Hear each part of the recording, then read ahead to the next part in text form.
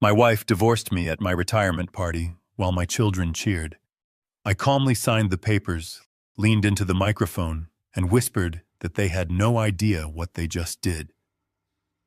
5 months later, they were begging on my doorstep. I am Michael, 66 years old, and a newly retired senior corporate auditor. Before I tell you exactly how I dismantled their lives with a single signature, let me know where you are watching from in the comments below. Hit like and subscribe if you believe that loyalty should never be a one-way street. The air in the rented banquet hall smelled of stale beer and cheap vanilla frosting. 50 of my colleagues' people I had worked alongside for 30 years stood around tables covered in white plastic tablecloths. I held a plastic champagne flute in my right hand, waiting for the customary speeches to begin. It was supposed to be the culmination of my life's work. A quiet, respectable end to a career spent balancing ledgers and untangling corporate fraud. Barbara, my wife of 38 years, stepped up to the microphone at the front of the room. She wore a tailored crimson dress that I had paid for just a week prior. I expected a standard toast, perhaps a stiff but polite acknowledgement of my hard work. Instead, she bypassed the microphone stand, walked directly over to me, and slapped a thick manila envelope hard against my chest. I caught the envelope before it fell to the floor. The heavy paper felt dense in my hands. I looked up at Barbara, noticing the absolute lack of warmth in her eyes. She turned back to the crowd, grabbing the microphone. Her voice echoed loudly across the silent room. She announced to my 50 colleagues and friends that she was filing for divorce immediately. She stated that she was demanding half of everything I had ever earned. She actually used the word freeing. She said she was finally freeing herself from a dead-end marriage to a man who possessed zero ambition. Before the shock could even register across the faces of my coworkers, a sickening sound cut through the room. It was applause. I turned my head and saw my 38-year-old son Christopher standing by the buffet table, clapping his hands together with a massive grin on his face. Beside him, my 35-year-old daughter Megan joined in the applause. Then Christopher's wife Natalie and Megan's husband Brian stood up and cheered. My own blood, my own family, celebrating my public execution. The silence from my colleagues was deafening. They stared at me with a mixture of profound pity and absolute horror. The plastic champagne flute in my hand felt fragile, but I did not drop it. I did not scream. I did not throw a tantrum or beg for an explanation. 30 years as a senior auditor had trained me to detach my emotions when confronted with a catastrophic systemic failure. My marriage and my family had just failed. It was time to assess the damage. I set the plastic flute down on the nearest table. I reached into the breast pocket of my suit jacket and pulled out my Mont Blanc pen. I opened the manila envelope right there in the middle of the room. I flipped to the back page of the divorce petition, found the acknowledgement of service line, and signed my name in steady, perfect cursive. I closed the file, handed it back to Barbara, and leaned directly into the microphone she was still holding. "You have absolutely no idea what you just did," I whispered. My voice carried through the speakers, cold and completely devoid of fear. I turned around and walked out of the banquet hall. I did not look back. I left them standing there in stunned silence, leaving the party behind me forever. I drove straight to our 4-bedroom suburban home. The house was quiet, filled with expensive furniture and decades of accumulated memories that suddenly meant absolutely nothing to me. I did not go into the master bedroom to pack my wardrobe. I did not grab my golf clubs or my collection of vintage watches. I walked into my home office, pulled a single canvas duffel bag from the closet, and began packing. I packed 1 dark gray suit, 3 dress shirts, and my shaving kit. Then I opened my filing cabinet and packed the only things that truly mattered. I took the original deeds, the corporate charter documents for my holding companies, the encrypted hard drives, and the master tax ledgers. Everything else was just useless weight. I was zipping up the bag when the front door burst open downstairs. Heavy footsteps pounded up the hardwood stairs. Barbara stormed into my office, closely followed by Christopher. He had a smug, victorious look on his face, standing with his arms crossed over his chest. Barbara immediately demanded that I vacate the premises by morning. She declared that her lawyer had assured her a judge would grant her exclusive use of the marital home. Christopher stepped forward, invading my personal space. He sneered and told me it was about time someone put me in my place. He mocked my entire 30-year career. He called me a boring, terrified bean counter. He claimed that my lack of vision and my obsession with rules had stifled the family's true potential. He said I was a financial anchor, dragging them all down. I looked at my son. I looked at the tailored Italian suit he was wearing. I remembered the $300,000 out-of-court settlement I had quietly paid 5 years ago to keep him out of federal prison for corporate embezzlement at his first startup. I had liquidated half of my private retirement fund to save him hiding the truth from Barbara, so she would not look at her golden boy with disgust. I had absorbed all of his failures in absolute silence. I did not remind him of that fact. Reminding an arrogant man of his debts only makes him hate you more. Barbara stepped around him and held out her hand. She demanded the keys to the heavy steel safe in the basement. She then demanded a written list of every password to our primary investment accounts, the savings accounts, and the digital portfolios. She threatened to call the police and claim I was destroying marital assets if I did not comply. I reached into my pocket, pulled out the heavy brass key to the safe, and dropped it into her open palm. I reached over to my desk, picked up a notepad, and cleanly wrote down the master password to the primary investment portal. I handed her the paper without a single word of protest. They both looked slightly confused by my complete lack of resistance. Bullies always expect a fight. When you give them exactly what they ask for, it briefly short-circuits their brains. I picked up my duffel bag, walked past them, and went down the stairs. I walked out the front door and stepped into the cool night air. I got into my car and drove down to the end of the street, pulling over under the shadow of a large oak tree. I kept the engine running and watched my house from a distance. A few minutes later, the lights in my home office flicked on. I knew exactly what Barbara was doing. She was rushing to the computer to log into the investment portal, eager to look at the money she believed was now entirely hers. I pulled out my smartphone and opened my private banking application. 3 minutes before they arrived at the house, I had executed a specific digital command. I had activated a change of marital status clause that I had legally embedded into the foundation of our joint trusts years ago. The moment Barbara entered that master password on her end, the system flagged her login as unauthorized under the new legal parameters. I watched the office window. I imagined the red error screen flashing on the monitor. The accounts were instantly locked down under an automated security freeze. Neither she nor I could move a single penny without a court order. I put my car in drive and drove toward the city, leaving them to their panic. The next morning, the sun glared brightly against the floor-to-ceiling windows of Anthony Reed's high-rise corner office. Anthony was a ruthless wealth protection attorney. He did not handle amicable splits. He handled financial warfare. He wore a sharp navy pinstripe suit and had the cold, unblinking eyes of a predator. I sat across from his massive glass desk, sipping a cup of black coffee. Anthony was reading through a thick stack of legal documents that had been delivered by courier 20 minutes earlier. Barbara's aggressive divorce lawyer had wasted no time. They had filed an emergency injunction at the courthouse the moment the doors opened. The injunction demanded an immediate freeze on my corporate pension. Furthermore, it formally petitioned the court to seize the 4-bedroom suburban house and award it entirely to Barbara, citing emotional distress and financial abandonment. Anthony dropped the documents onto his desk with a loud smack. He leaned forward, cracking his knuckles. He told me the injunction was aggressive but sloppy. He laid out a battle plan. He said we would file a counter-motion by noon. He promised to tie her lawyer up in discovery for 18 months.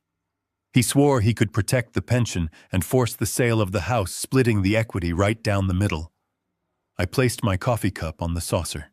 The porcelain made a sharp clinking sound in the quiet room. I looked Anthony directly in the eyes and told him we were not going to fight the injunction. Anthony stopped mid-sentence. He blinked, staring at me as if I had just spoken a foreign language. He asked me to repeat myself. I instructed Anthony to draft a consent order immediately. I told him to stipulate that I agreed with all of her demands. I wanted to give Barbara 100% of the suburban house free and clear of my name on the deed. I also instructed him to sign over the entirety of the frozen joint investment accounts directly to her. I wanted zero claim on any of those specific assets. Anthony leaned back in his leather chair, crossing his arms. He studied my face for a long time. He warned me that once the judge signed a consent order, it was practically irreversible. He reminded me that I was walking away from nearly $2 million in visible marital assets. He asked me very slowly and deliberately if I was absolutely sure about this strategy. I smiled for the first time since the retirement party. I told Anthony that as an auditor, I specialized in identifying toxic assets that looked valuable on paper, but were actually financial time bombs. I told him the house and those accounts were no longer assets. They were traps. Anthony did not ask any more questions. He recognized the tone of a man who had already calculated the exact trajectory of the knife. He buzzed his paralegal and dictated the consent order. Within an hour, the document was printed and placed on the glass desk in front of me. It explicitly transferred all rights ownership and assumed liabilities of the property and the specified accounts to Barbara Gallagher. I took out my Mont Blanc pen and signed my name on the bottom line with absolute precision. The paperwork was sent back to the courthouse. The trap was officially set, legally binding and completely irreversible. My family thought they had just robbed me blind. They had no idea they had just volunteered to stand on a landmine. I later learned exactly how my family chose to spend their first evening as the newly crowned masters of my estate. They did not spend it in quiet reflection or respectful silence. They spent it bathing in unearned arrogance and intoxicating greed. Barbara went straight down the hardwood stairs into my private wine cellar in the basement. She completely bypassed the standard bottles of table wine and reached directly for a rare vintage champagne I had carefully preserved for my eventual retirement trip to the Amalfi Coast. She carried the dark green bottle upstairs to the living room, popping the cork with a loud crack that echoed sharply through the high vaulted ceilings of the house I had paid for over 3 decades of grueling labor. Christopher and Megan sat comfortably on the custom Italian leather sofa I had imported for our anniversary 5 years ago. They held out delicate crystal flutes to catch the spilling white foam. They eagerly toasted to their absolute victory and my supposed defeat. They laughed loudly at how easily I had folded under the pressure of the emergency court injunction. Christopher proudly declared that my rapid surrender was the ultimate and undeniable proof of my inherent cowardice. He told his mother and sister that 30 years of sitting safely behind a corporate desk had made me completely soft, utterly terrified of real conflict, and incapable of defending my own territory. He insisted with a smug grin that I was simply a weak and exhausted old man who could not stomach the brutal reality of a protracted legal war. They truly and deeply believed they had thoroughly outsmarted a senior corporate auditor. They foolishly mistook my surgical precision for blind panic. They sat in a beautiful house I built from nothing, drinking expensive wine I bought with my labor, celebrating the immense wealth they firmly thought they had just stolen from me. They failed to realize that men in my profession do not surrender assets unless those assets are strategically designed to destroy the person receiving them. The celebratory atmosphere in the living room did not last very long before their individual desperate greed began to rot their unholy alliance from the inside out. The vintage champagne was not even completely empty when my daughter Megan made her first aggressive demand. She set her crystal glass down hard on the solid mahogany coffee table and turned her full attention to her mother. Megan had spent the last 4 years carefully and maliciously hiding a massive financial secret from her husband Brian. She had secretly accumulated over $80,000 in high-interest credit card debt to fund a luxurious lifestyle she could not legitimately afford.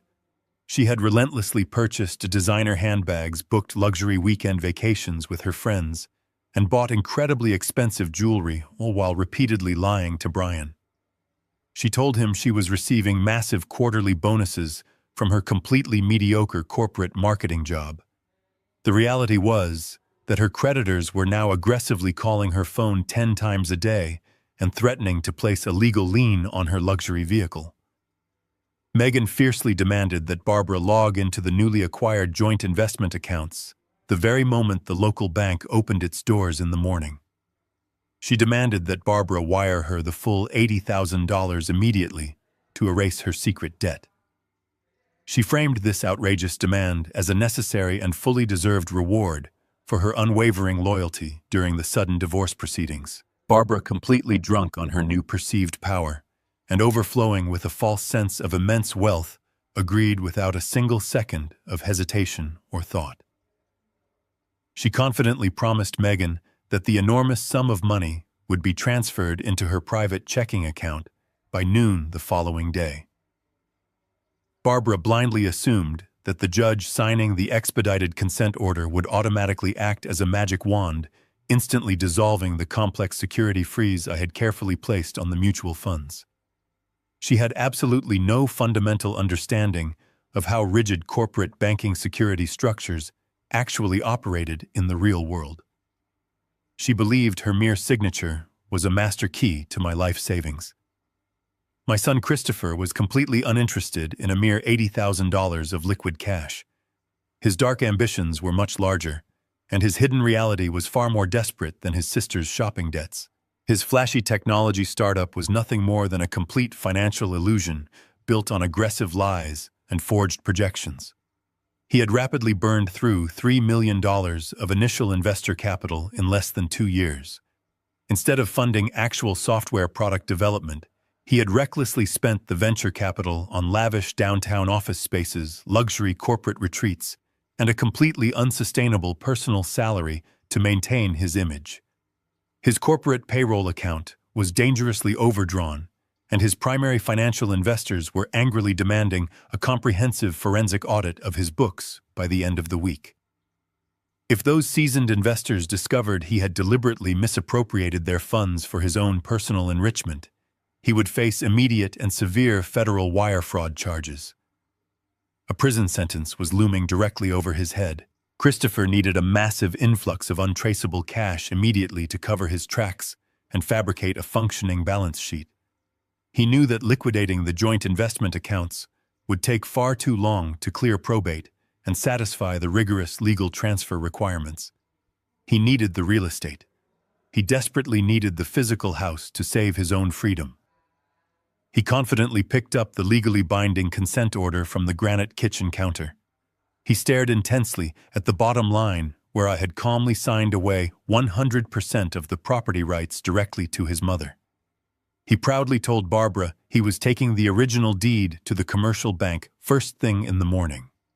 He boldly planned to use the large 4-bedroom suburban home as high-value collateral to immediately secure a $500,000 emergency line of credit for his sinking business. He spoke with the absolute unyielding confidence of a deeply arrogant man who firmly believed the entire world existed simply to serve his immediate needs, entirely blind to the trap closing around his throat. The very next morning, the sky was bright and clear as Christopher confidently walked into the towering glass and steel lobby of the premier commercial bank downtown. He wore his most expensive tailored charcoal suit and carried a sleek imported leather briefcase perfectly projecting the carefully crafted image of a highly successful and wealthy young entrepreneur. He walked past the standard teller lines with his head held high and was escorted directly into the plush, quiet office of a senior commercial loan officer. With an incredibly smug and victorious smile on his face, Christopher smoothly slid the original heavy paper house deed and the freshly minted judge-signed court order across the polished wooden desk. He confidently and aggressively demanded an expedited commercial loan, boasting loudly about the massive untapped equity sitting perfectly clear in the sprawling suburban property. He spoke to the banking professional as if the man were a simple servant meant to quickly process his victory. The senior loan officer nodded politely, adjusted his glasses, and began systematically typing the residential property address and the specific legal parcel numbers into the bank's highly secure central database. Christopher casually leaned back in his expensive leather chair, crossing his legs and already mentally planning exactly how he would rapidly distribute the incoming funds to silence his angry and suspicious investors. He felt utterly invincible, fully convinced that my years of hard work were about to fund his ultimate salvation. Then the rhythmic sound of typing in the quiet office suddenly stopped. The loan officer froze in his seat, his fingers hovering stiffly over the keyboard. He leaned much closer to his glowing computer screen, his eyebrows furrowing together in deep, genuine confusion. He pressed another sequence of keys, waiting a few agonizing seconds for a secondary financial background screen to fully load into the system. Slowly, visibly, the warm blood completely drained from the senior loan officer's face, leaving his complexion looking almost entirely pale. He swallowed hard, nervously, looking up from the harsh light of the monitor to stare directly into my son's arrogant eyes. The silence in the room grew incredibly heavy and suffocating, replacing all of Christopher's previous confidence with a sudden, sharp spike of anxiety. The loan officer slowly reached out and pushed the original property deed back across the polished wooden desk, treating the document as if it were suddenly radioactive or deeply poisonous. He cleared his throat quietly and formally informed Christopher that the commercial bank absolutely could not extend a single dollar of credit against that specific property. He looked Christopher dead in the eye and stated with absolute crushing finality that the grand suburban house was no longer a financial asset. The senior loan officer did not simply reject my son Christopher. He stood up from his polished desk, walked out of his office, and immediately summoned the regional branch manager. Within 30 minutes, Barbara received an urgent and highly confidential phone call demanding her immediate presence at the commercial bank. She arrived in her luxury sport utility vehicle, wearing designer sunglasses and carrying an expensive leather handbag. She walked through the heavy glass doors of the bank with her chin held high, fully expecting to sign the final authorization paperwork for a massive cash transfer. She firmly believed the bank was calling her down to formally recognize her new status as a woman of immense independent wealth. Instead, she was escorted into a cold, glass-walled conference room at the back of the building. She found Christopher sitting at the long mahogany table, his face completely drained of color, his hands trembling slightly as they rested on his expensive leather briefcase. The regional branch manager walked into the room carrying a thick stack of heavily redacted financial documents. He did not offer them coffee. He did not offer them a polite greeting. He sat down at the head of the table and slid the original property deed, the exact document Barbara had fought so ruthlessly to acquire, into the center of the table. Barbara smiled arrogantly and confidently stated that the sprawling 4-bedroom suburban house had been fully paid off over a decade ago. She proudly declared that she was now the sole owner of a completely unencumbered asset worth over $1 million thanks to the expedited divorce decree. The branch manager looked at her with a mixture of professional pity and absolute bewilderment. He folded his hands precisely on the table and politely corrected her. He calmly informed her that the suburban house was not a free and clear asset. It was heavily burdened by a massive, highly toxic secondary lien. Christopher suddenly slammed his hands on the table, his carefully crafted professional image cracking under the pressure. He loudly protested, demanding to know where hundreds of thousands of dollars could have possibly gone. He pointed an accusatory finger, claiming that I must have secretly squandered their inheritance on gambling or hidden offshore accounts. He demanded the bank launch a full investigation into my financial history, convinced that I was a master criminal who had quietly drained the family wealth. The branch manager did not argue.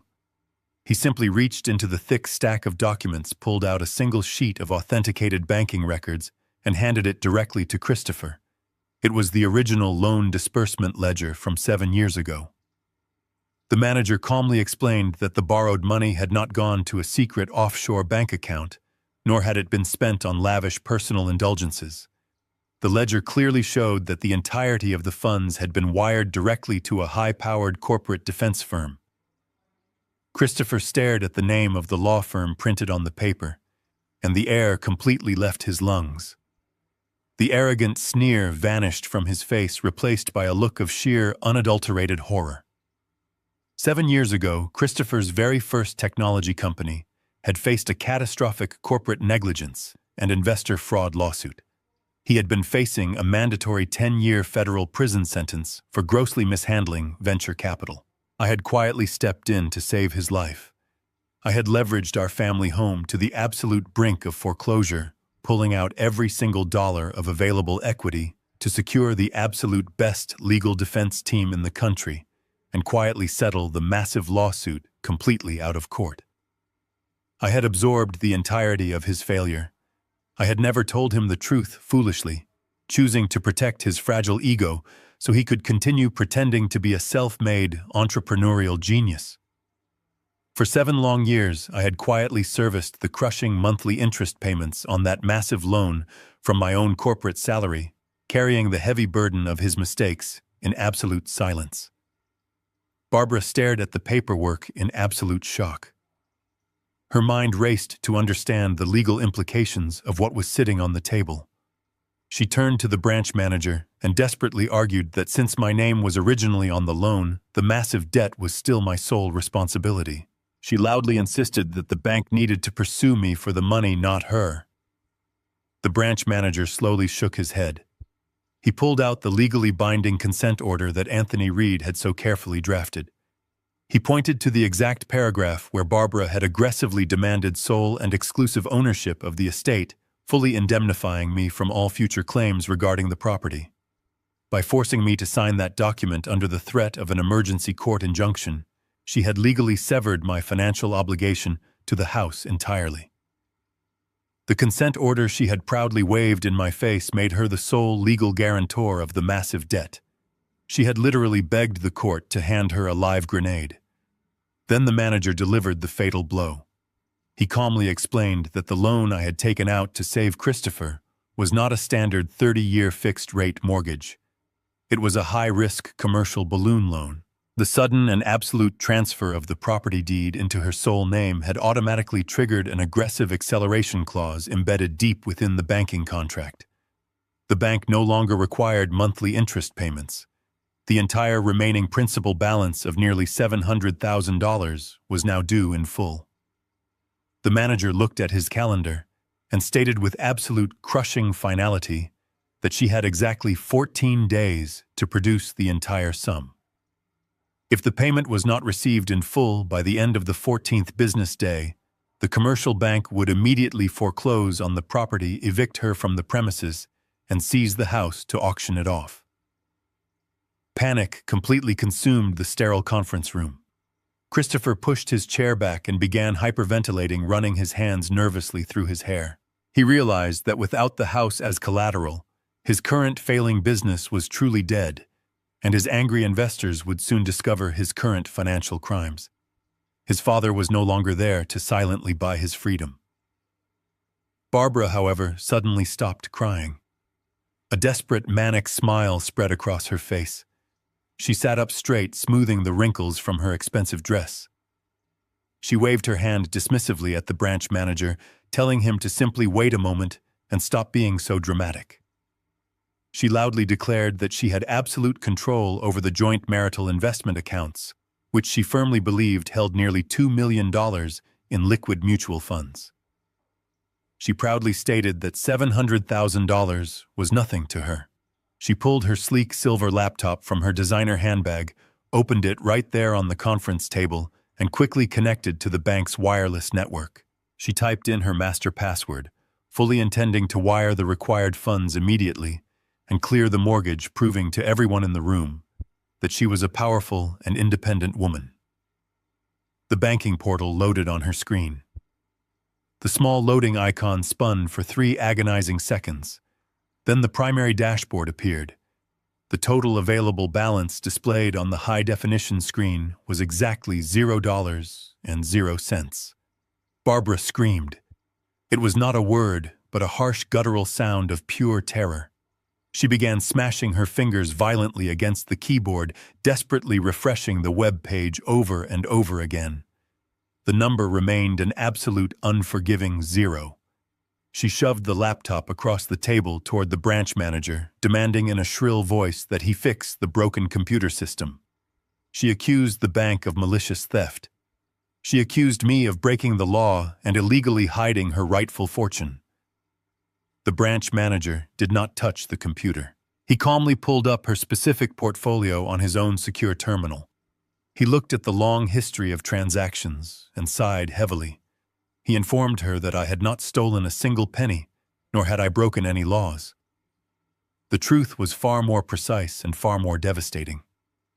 Months before my retirement party, carefully anticipating her eventual betrayal based on her increasingly cold behavior, I had legally and quietly liquidated my exact 50% share of the mutual funds. I had utilized a perfectly legal tax loophole to transfer my specific legal portion of the wealth into an untouchable blind private trust. I had left her exact 50% perfectly intact within the joint portal. I had not touched a single dime of her money. However, Barbara had spent the last 3 years living a secret life of incredible luxury. She had been secretly making massive, unauthorized early withdrawals from her portion of those specific accounts to secretly fund expensive vacations with her friends, buy high-end jewelry, and maintain an illusion of extreme wealth at the country club. She had carefully hidden the physical banking statements from me, assuming the pile of money was endless. The branch manager pointed to the screen, explaining the brutal mathematics of her greed. By repeatedly pulling money out of those specific restricted funds long before the legal retirement age, she had unknowingly triggered a series of devastating early withdrawal penalties. Furthermore, those reckless withdrawals had generated massive compounded federal tax liabilities. The automated banking system had systematically drained her remaining half of the portfolio to pay the severe federal penalties and the massive tax debts she had personally incurred. The money was completely gone because she had already spent it, and the penalties had consumed whatever small fraction was left. She had absolutely nothing left to save the house her son was facing, total ruin, and her 14 days were already rapidly ticking away. The flashing yellow lights of a heavy commercial tow truck brightly illuminated the front windows of my daughter Megan's upscale suburban townhouse at exactly 2 o'clock in the morning. I know this precise time because my digital security application sent an automated notification directly to my phone the moment the repossession order was successfully executed. Megan and her husband Brian had been sleeping soundly in their master bedroom, completely unaware that the heavy steel chains of consequence were currently wrapping tightly around the front axle of their imported luxury sport utility vehicle. Megan had spent the last 3 entire years treating that $90,000 piece of machinery as her own personal throne. She drove it to her expensive weekend brunch dates.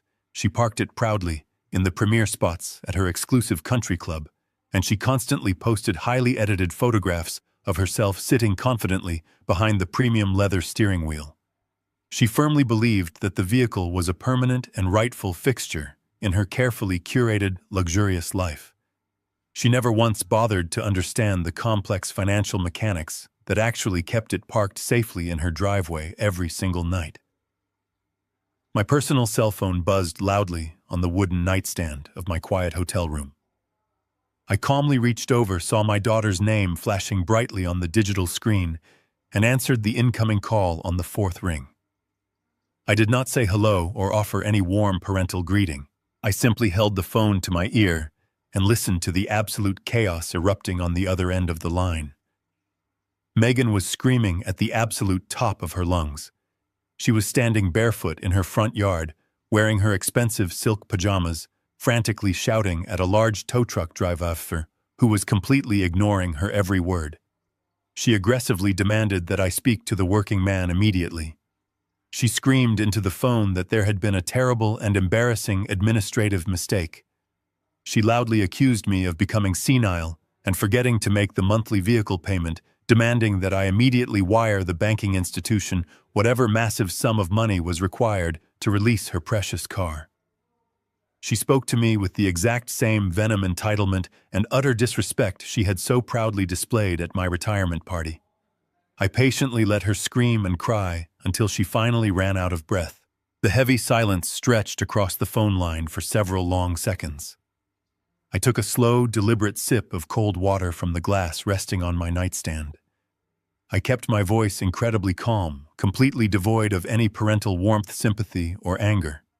I bluntly informed my adult daughter that there was absolutely no administrative mistake, and there was certainly no missed financial payment. I instructed her to look very closely at the man who was currently pulling her beautiful car away into the dark night. I explained that he was not a standard bank repossession agent chasing a defaulted personal loan. He was a specialized corporate fleet recovery agent dispatched directly from the premier luxury dealership downtown. I systematically and clearly explained the harsh reality of the situation to her. That massive, beautiful car was never her legal property. It was not even my personal property. It was a highly exclusive corporate lease vehicle, fully subsidized and owned by my auditing firm as a strict part of my senior executive compensation package. For 3 consecutive years, I had quietly allocated my own personal corporate vehicle allowance to provide her with a safe, reliable, and incredibly luxurious mode of transportation. I had personally paid the massive commercial insurance premiums every month. I had silently covered the ridiculously expensive routine maintenance costs. I had done all of this simply because she was my only daughter, and I had foolishly wanted to make her life a little bit easier while she built her career. But the fundamental parameters of our relationship had permanently changed. I coldly reminded her of the champagne toast at the rented banquet hall. I clearly reminded her of the exact moment she eagerly stood up and enthusiastically applauded as her mother publicly divorced me and mocked my entire 30-year career. She had happily cheered for my sudden retirement. She had openly celebrated my forced departure from her daily life. Therefore, I simply finalized my official retirement paperwork like a responsible corporate officer. When a senior partner officially retires from the firm, all corporate assets must be immediately surrendered back to the company. 2 days ago, I calmly walked into the luxury car dealership, handed the general manager the spare set of electronic keys, and formally canceled the corporate lease agreement. I legally authorized the dealership to recover their vehicle from her private property at their absolute earliest convenience. Megan gasped loudly into the phone, the sound echoing with pure disbelief. She frantically demanded to know exactly how he was supposed to get to her corporate marketing job, or go to the grocery store in the morning. I politely and coldly suggested she utilize a public city bus, or perhaps purchase a simple bicycle. I forcefully reminded her that she was 35 years old and fully capable of solving her own basic transportation logistics. Before she could launch into another hysterical and demanding tantrum, I calmly ended the phone call and completely powered down my device for the remainder of the peaceful night. The financial shockwave of that single calculated action completely shattered the incredibly fragile foundation of her marriage. I learned from a mutual family acquaintance exactly what devastating events transpired next in that cold driveway. Megan slowly turned to her husband Brian, fully expecting him to fiercely defend her honor, comfort her tears, and perhaps promise to immediately purchase a brand new car for her the very next day. Instead, Brian was standing completely still, staring at the empty concrete driveway, with an expression of pure, unadulterated panic spreading across his face. Brian worked in highly competitive, high-end medical equipment sales. His entire lucrative career relied heavily on projecting a flawless image of extreme wealth and immense personal success to wealthy doctors, hospital administrators, and private clinic owners. He desperately needed that specific luxury vehicle to transport his high-profile clients to expensive golf courses and lavish steakhouse dinners. Without that highly impressive vehicle to legitimize his status, Brian was instantly reduced to just another ordinary, desperate salesman. He quickly turned to Megan, his face turning bright red with intense anger and rising fear. He aggressively demanded to know exactly how they were going to afford a suitable replacement luxury vehicle on such incredibly short notice. That precise question was the exact moment the suffocating, crushing weight of Megan's completely secret financial life finally collapsed onto both of them.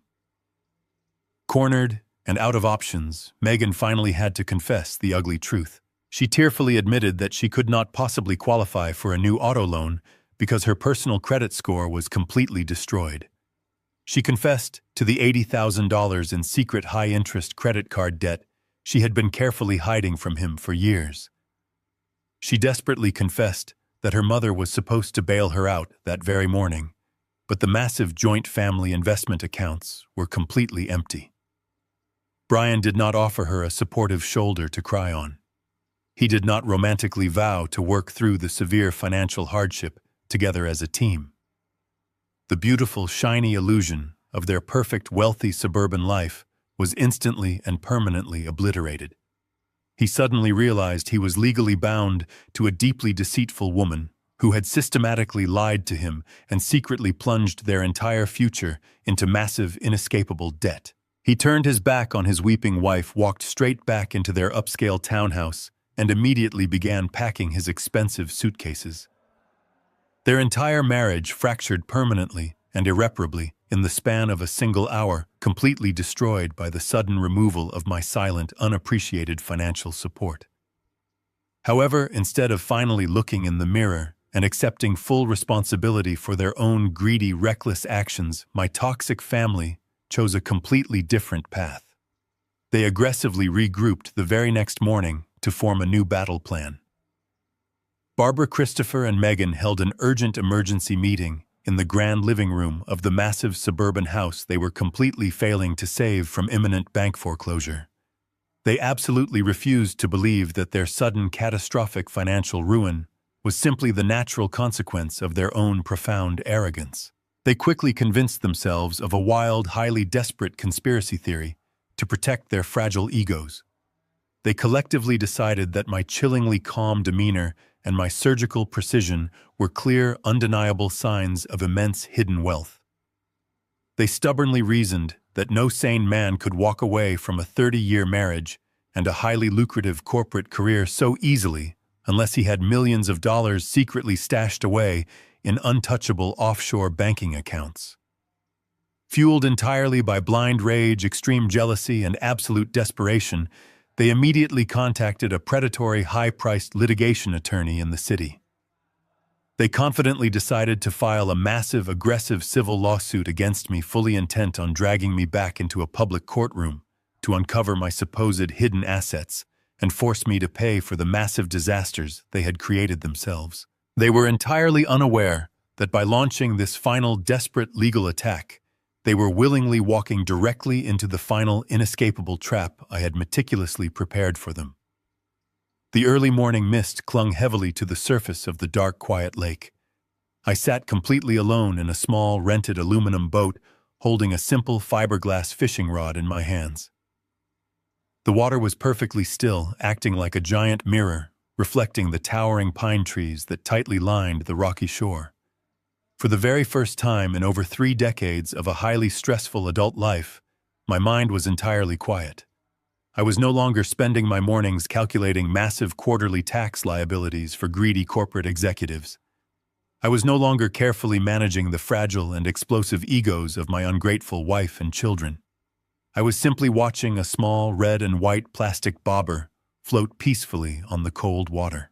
The absolute pure silence of the natural landscape was an incredibly stark contrast to the chaotic, screaming demands that had defined my previous existence. I breathed in the crisp autumn air and felt a profound, deeply satisfying sense of personal peace.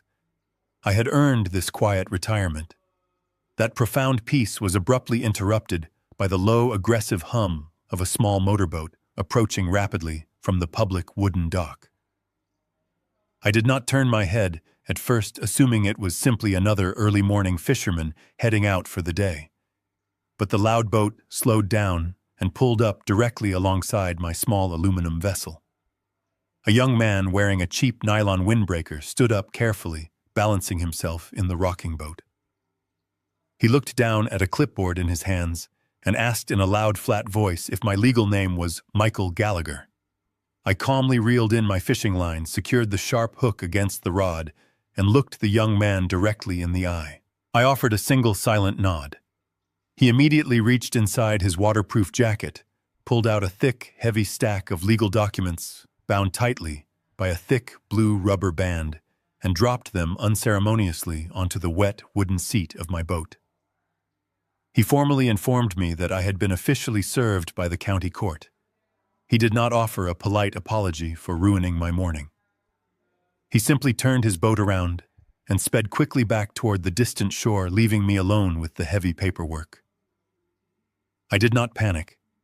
I did not throw the thick stack of papers into the dark lake. I picked up the heavy bundle, removed the tight blue rubber band, and began reading the front page of the petition. It was a massive, aggressive civil lawsuit filed in the county superior court. Barbara was officially suing me for severe marital fraud and gross financial deception. The legal petition was incredibly hostile and completely unhinged from reality. She and her new notoriously aggressive litigation attorney had meticulously constructed a wild fictional fantasy to completely excuse her own devastating financial ruin. The legal document formally and maliciously accused me of secretly funneling millions of dollars in marital assets into illegal, untraceable offshore bank accounts over the last 10 consecutive years. She boldly claimed in writing that I had deliberately orchestrated my own sudden retirement as a highly calculated malicious smokescreen to abandon her and run away with a massive hidden fortune. She wrote that my calm, silent demeanor at the retirement party was absolute proof of my psychopathic greed and my hidden wealth. I read through the wild legal accusations with a cold, analytical eye. It was truly fascinating to witness the extreme, exhausting lengths to which a desperate mind will go to avoid taking any personal responsibility. Barbara, Christopher, and Megan were currently drowning in the massive, suffocating debts they had selfishly created through their own endless greed. Instead of finding honest hard work or selling their luxury items to survive, they had chosen to gamble the very last of their borrowed money on a predatory lawyer. They firmly believed that if they squeezed me hard enough, in a public courtroom, gold coins would simply fall out of my pockets. They were hunting desperately for a non-existent treasure chest to magically fix their shattered lives. Within 48 hours, the aggressive legal discovery phase officially began. Barbara's new high-priced attorney did not hold back a single punch. He launched a full-scale, invasive forensic audit of my entire adult life. He filed endless court subpoenas demanding total access to my personal bank statements, my credit card histories, my decades of tax returns, and my corporate retirement accounts. He hired aggressive private investigators to question my former colleagues loudly, demanding endless financial records from my old corporate auditing firm. He specifically targeted the Human Resources Department, hoping to uncover secret executive bonuses or hidden stock options that I might have successfully concealed during the rapid divorce settlement. I sat quietly in Anthony Reed's comfortable office and watched the massive mountains of requested paperwork pile up on his pristine glass desk. Anthony looked at the towering stacks of documents and asked if I wanted him to aggressively block the subpoenas to protect my basic privacy and stall their momentum. I calmly shook my head. I instructed Anthony to comply fully with every single demand they made. I told him to open the doors wide and let them completely exhaust themselves, searching an entirely empty house. For 3 long weeks, Barbara's lawyer dug furiously through 30 years of my highly detailed financial history. He found absolutely nothing but a boring, meticulously documented record of a man who paid his taxes on time and lived well below his actual means. They found the massive, undeniable records of the payments I had made to save Christopher from federal prison. They found the heavy corporate lease agreements I had silently paid to keep Megan in a luxury vehicle.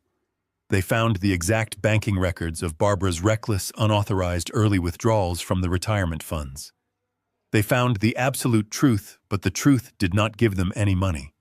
Just as her aggressive lawyer was about to give up entirely and drop the frivolous case due to a total lack of evidence, he stumbled upon a single obscure legal thread.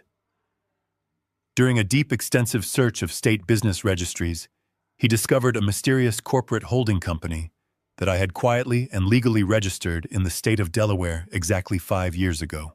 Delaware is widely known in the financial world as a massive corporate tax haven, a place where incredibly wealthy individuals frequently hide their most valuable and secretive assets behind thick legal walls of privacy. The company was entirely privately held under my sole direction, and its internal financial records were strictly shielded from basic public databases.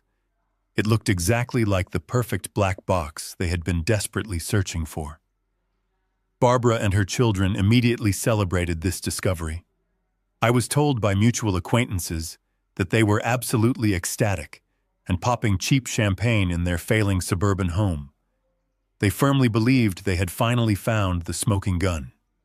They completely convinced themselves that this hidden Delaware holding company was the secret offshore vault where I was hiding millions of dollars in stolen cash. They blindly assumed it was a massive illegal slush fund containing their stolen inheritance. Barbara's lawyer immediately marched into the courthouse and filed an emergency order demanding full, unrestricted access to the complete financial master ledger of this specific holding company. He argued passionately before a judge that this secretive company was the absolute key to proving my profound marital fraud. The judge fully agreed with his dramatic argument and granted the court order giving me exactly 48 hours to surrender the private corporate ledger or face immediate arrest for contempt of court. Anthony Reed called me directly into his high-rise office the very moment the judge officially signed the demanding order. He looked slightly concerned as I walked through his door. He solemnly warned me that if this hidden Delaware company held any significant financial assets that had not been fully disclosed during our initial expedited divorce proceedings, I could be facing severe legal penalties and possible criminal charges for perjury. He leaned across his glass desk and asked me directly what exactly was hidden inside the holding company. I sat comfortably across from Anthony and smiled a genuine, relaxed smile. I opened my weathered leather briefcase, pulled out a single thin black binder, and placed it gently onto his polished desk. I calmly told him that this binder contained the complete and highly accurate master ledger for the Delaware holding company they were so absolutely desperate to find. I instructed Anthony to send it to Barbara's lawyer immediately via a registered legal courier. I did not fight the aggressive court subpoena. I did not hide behind complex corporate privacy laws. I willingly and easily handed over the exact document they were furiously demanding. I wanted them to eagerly open that black binder. I wanted them to read every single detailed page, because I knew exactly what they would find inside. I knew that the mysterious corporate entity did not hold millions of dollars in stolen cash, liquid mutual funds, or hidden real estate. It held something far more legally complex and far more devastating to their aggressive lawsuit. They had recklessly spent tens of thousands of dollars in borrowed legal fees, violently tearing down a heavy locked door, completely unaware that I had specifically and carefully designed the room behind it to be a legal dead end.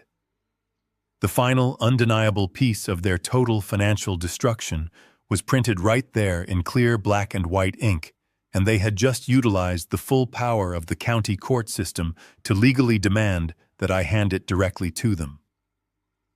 The air inside the downtown legal deposition room was completely stagnant and thick with manufactured hostility.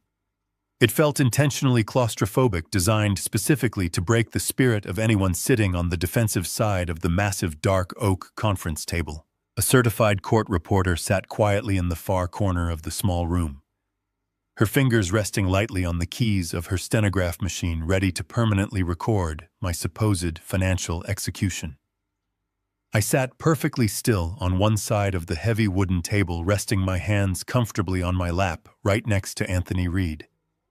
Directly across from us sat the absolute embodiment of unearned arrogance and toxic entitlement.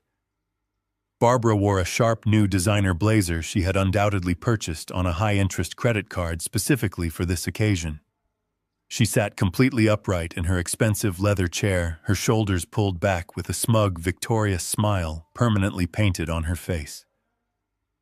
Christopher and Megan sat closely behind her in the stiff observer chairs lining the back wall. They had eagerly attended the mandatory legal deposition for no other reason than to watch me bleed. They firmly and deeply believed they were about to witness the glorious moment I was finally exposed as a master manipulator and forced to surrender my entire life savings to them. Barbara's expensive litigation attorney was a large, imposing man who smelled heavily of cheap cologne and predatory confidence. He did not sit down. He leaned aggressively over the polished wooden table, invading my personal space, trying to establish complete physical dominance in the quiet room. He violently slammed the thin black binder I had willingly provided right onto the center of the table. The loud smack echoed sharply off the cold, paneled walls. He cleared his throat loudly and began his highly practiced theatrical performance for the captive audience. He dramatically opened the black binder and pointed a thick, accusatory finger at the corporate registration documents inside. He spoke with the incredibly aggressive, booming voice of a man who thought he had just caught a brilliant criminal completely red-handed. He loudly declared for the official legal record that his elite team of expensive forensic accountants had spent the last 3 weeks relentlessly analyzing the mysterious Delaware holding company. He proudly announced to the silent room that they had finally discovered the massive hidden financial asset I had so desperately and maliciously tried to conceal from my deeply devoted and suffering wife. He aggressively pulled out a certified stamped copy of a highly complex intellectual property patent.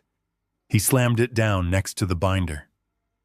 For 10 long years, while Barbara was sleeping peacefully in our large suburban house, completely oblivious to my heavy burdens, I had spent my quiet nights sitting entirely alone in my dark home office.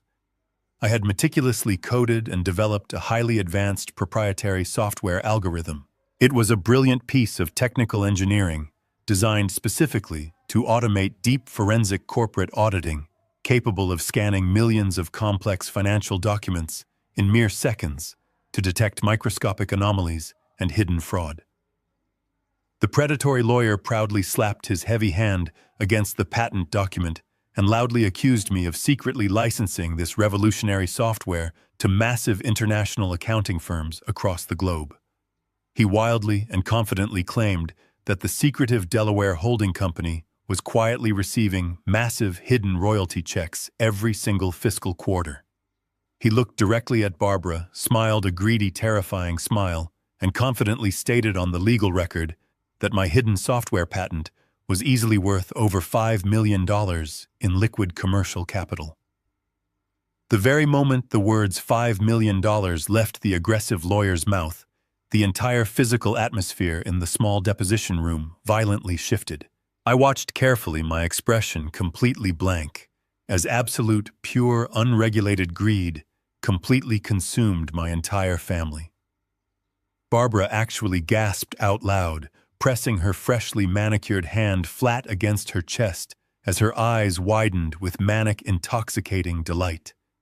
She looked directly at me with a sickening expression of total, absolute vindication, firmly believing she had finally caught me in a massive, unforgivable lie. Christopher leaned so far forward in his stiff chair, he nearly fell out of it, practically salivating at the sound of the massive number. I could clearly see the desperate, frantic wheels turning rapidly in his head. Half of $5 million was more than enough to completely pay off his angry venture capital investors, save his failing fraudulent technology startup, and keep him entirely out of a federal prison cell. Megan let out a short, high-pitched laugh of pure, overwhelming relief. She was already mentally spending her massive share of the incoming settlement on brand-new luxury vehicles and wildly expensive overseas vacations to immediately replace the ones she had just lost to the towing company. They all stared intensely at the heavy black binder sitting on the table as if it were a solid glowing brick of pure gold. The predatory lawyer smiled arrogantly, adjusted his expensive silk tie, and formally demanded that the $5 million hidden asset be immediately liquidated by court order and split directly down the middle as a legally binding marital asset. He confidently leaned back in his heavy leather chair, crossed his arms over his chest, and waited eagerly for me to panic, break down, and confess to my financial crimes. I did not panic. I did not break a sweat. I did not say a single word in my own defense. I simply turned my head slowly and looked calmly at Anthony Reed. Anthony did not raise his voice or attempt to match the incredibly aggressive theatrical energy of the opposing legal counsel. He simply reached down, opened his own sleek leather briefcase, and carefully pulled out a single crisp piece of heavy notarized parchment paper. He slid the single document slowly and deliberately across the polished wooden table until it rested directly in front of Barbara's incredibly smug attorney. Anthony politely and coldly suggested that the opposing legal team should have spent significantly more time reading the actual operational charter of the Delaware Holding Company, instead of wildly and recklessly guessing at its financial contents to inflate their own billable hours. Anthony calmly and surgically explained the brutal, undeniable legal reality of my quiet late-night engineering work. I had never sold the proprietary software algorithm for liquid cash. I had never licensed the complex auditing program to massive corporate accounting firms for my own personal financial gain. Instead, the exact moment the software patent was officially approved by the federal government 5 years ago, I legally transferred complete and total ownership of the intellectual property directly into a highly restricted, irrevocable philanthropic trust. Anthony pointed a perfectly manicured finger at the complex legal signatures securely locking the document. He coldly explained to the entirely silent room that the philanthropic trust was strictly and legally designed to generate operational software exclusively for nonprofit organizations, allowing them to audit their own charitable funds completely free of charge. I was merely the legal administrative director of the trust, meaning I simply had the unpaid authority to decide which charities received the protective software.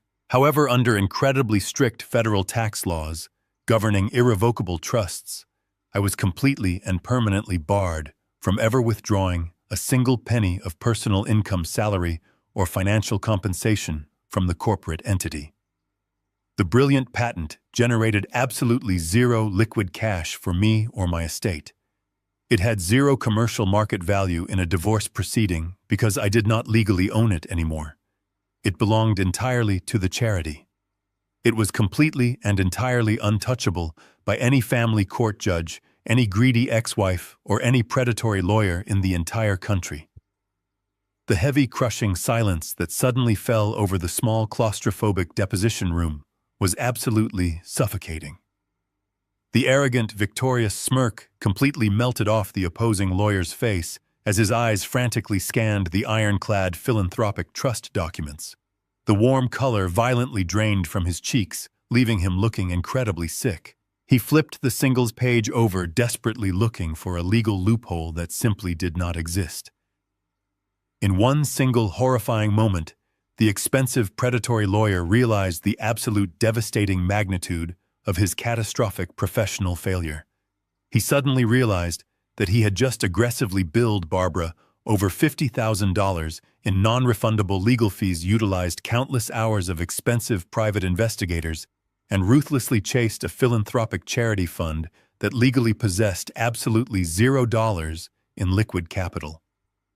He had spent weeks violently tearing apart my entire life, promising my greedy family millions of dollars, only to discover a legal ghost. He slowly looked up from the paper and stared directly at Barbara, the horrifying realization washing over him that his client was completely bankrupt and he was never going to get paid for a single minute of his aggressive theatrical work. The absolute failure of the legal deposition acted as a devastating earthquake that completely shattered the fragile foundation of my family's unholy alliance. When the predatory litigation attorney realized he had spent weeks aggressively chasing a charitable ghost and would not be receiving a massive percentage of a non-existent $5 million settlement, he did not simply walk away quietly. He immediately sent a heavily itemized, severely aggressive legal invoice directly to the sprawling suburban house. He demanded exactly $50,000 in legal fees, private investigator costs, and administrative expenses to be paid in full within 48 hours. If the invoice was not immediately satisfied, he threatened to place a mechanic's lien on the very house that was already actively defaulting on a massive commercial balloon mortgage. The heavy walls were rapidly closing in on them, and the suffocating pressure instantly turned them into desperate, starving animals trapped inside a shrinking cage. The grand suburban home that had once been their symbol of immense stolen wealth quickly transformed into a toxic battleground of constant, vicious screaming. The thick illusion of family loyalty completely evaporated the moment the money disappeared. Barbara viciously turned on her own children. She stood in the center of the lavish kitchen and aggressively blamed Christopher for her impending homelessness, loudly reminding him that it was his massive corporate failure 7 years ago that had originally forced me to leverage the property in the first place. She conveniently ignored the undeniable fact that she had personally and violently demanded sole ownership of that very debt during the divorce. Christopher, completely blinded by his own rising panic, aggressively screamed right back at her. He viciously attacked his sister Megan, blaming her severe credit card debt and her reckless spending habits for draining the small amount of liquid cash they might have used to temporarily stall the bank foreclosure.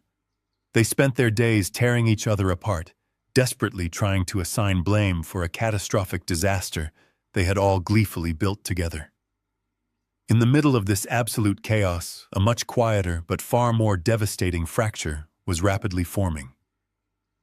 Natalie, my son's wife, had spent the last several weeks silently watching the entire situation unfold with growing horror. She had happily cheered at my retirement party, firmly believing she had married into a wealthy, powerful family. But the glittering illusion of her successful entrepreneurial husband was rapidly dissolving before her very eyes, revealing the terrified, fraudulent little boy hiding underneath. Her final breaking point did not come from a screaming match in the kitchen. It arrived quietly in the morning mail. Natalie was sorting through a stack of final notice utility bills when she noticed a thick envelope from a notoriously predatory high-interest payday loan company addressed directly to her. Deeply confused, she opened the letter and pulled out a highly aggressive collection notice. The document explicitly stated that she was personally delinquent on a massive short-term emergency loan boasting a staggering 45% interest rate. Her eyes scanned down to the bottom of the printed contract, and her blood ran completely cold. There, printed clearly on the heavy paper, was her own personal signature authorizing the disastrous loan, but she had absolutely never signed it. The sickening truth washed over her in a wave of pure nausea. Several days prior, when the predatory litigation attorney had demanded a massive upfront cash retainer to initiate the aggressive lawsuit against me, Christopher had completely panicked. Knowing his own credit was completely destroyed, and his failing business accounts were frozen, he had quietly stolen his wife's personal identity. He had utilized her excellent credit score to secretly secure a highly toxic predatory loan to fund his mother's legal war against me, and he had deliberately and maliciously forged Natalie's signature on the legally binding digital documents. He had selfishly sacrificed his own wife's financial future to desperately maintain his arrogant facade. Natalie did not scream. The profound betrayal completely bypassed anger and settled directly into absolute cold clarity. She walked upstairs to the master bedroom and methodically pulled her expensive leather suitcases from the top shelf of the closet. She began packing her clothes, her expensive jewelry, and her personal documents with surgical precision. Christopher walked into the bedroom a few minutes later, heavily sweating and looking incredibly haggard from another screaming match with his mother. He stopped dead in his tracks when he saw the open suitcases on the bed. He immediately tried to deploy his usual charming manipulation, desperately asking her where she thought she was going. Natalie simply turned around and dropped the aggressive collection notice directly onto the bedroom floor at his feet. She did not yell or cry. She looked at him with an expression of pure, unadulterated disgust. She coldly informed him that she was filing a police report for identity theft the very moment she stepped out of the house. She told him their marriage was completely over, and she was immediately contacting a divorce attorney to legally separate herself from his massive impending criminal charges. Christopher fell to his knees, desperately begging her to stay, wildly promising that the massive bank loan would come through, or that he would somehow find a magical investor to save them all. Natalie simply zipped up her luggage, walked straight past him without a single word, and walked out the front door forever. She called a private car service and completely abandoned him to his self-made ruin. Sitting completely alone on the floor of the empty master bedroom, staring at the space where his wife's luggage used to be, Christopher finally crossed the absolute point of no return. His entire carefully crafted world had completely disintegrated. His wife was gone and threatening him with felony identity theft charges. His aggressive investors were demanding a forensic audit of his failing company by the end of the week. The commercial bank was preparing to legally evict him and his mother in a matter of days. He was completely trapped in a corner with absolutely no legal escape routes remaining. Pure, unadulterated desperation completely hijacked his rational brain, pushing him to make the most catastrophic and fatal mistake of his entire life. He convinced himself that he only needed a temporary bridge loan, just enough liquid cash to silence his angry investors and temporarily stall the aggressive bank foreclosure. He knew his mother was entirely bankrupt and his sister was completely ruined. He had absolutely nobody left to steal from except the very man who had quietly supported him his entire life. He desperately pulled his sleek silver laptop from his briefcase and opened a new private web browser. He navigated directly to the online portal of a massive national credit institution known for rapidly approving high-limit, unsecured personal lines of credit. Christopher knew every single detail of my personal identity. He knew my exact date of birth, my complex social security number, my previous residential addresses, and my mother's maiden name. He had watched me fill out countless financial forms over the decades. His hands trembled violently over the keyboard as he systematically began typing my highly sensitive personal information into the digital loan application. He was attempting to illegally open a massive $250,000 line of credit entirely in my name, completely intending to wire the massive funds directly into his failing business accounts the moment the loan was approved. He firmly believed that since I was quietly living in a remote location, I would never notice the sudden credit inquiry until it was far too late. He held his breath, checked the forged digital signature box claiming to be Michael Gallagher, and aggressively clicked the final submission button. He sat back in his chair, heavily wiping the cold sweat from his forehead, completely expecting to see a bright green approval screen. He foolishly believed he was a brilliant survivor executing a masterstroke of digital deception. He completely failed to realize that he was attempting to commit major financial fraud against a retired senior corporate auditor. The very morning after the catastrophic retirement party, while my toxic family was busy celebrating their hollow victory with expensive champagne, I had made one very quiet and highly strategic phone call. I had contacted the 3 major national credit bureaus and legally enacted a maximum security federal fraud alert and a total security freeze on my personal social security number. I had specifically flagged my own identity with the highest possible threat level, explicitly mandating that absolutely no new credit accounts, loans, or financial instruments could be legally authorized under my name without a rigorous in-person physical verification process involving multiple forms of government identification and my direct verbal consent. The moment Christopher clicked that final submission button, the complex digital application did not simply get declined. It immediately triggered a massive silent alarm deep within the national banking security network.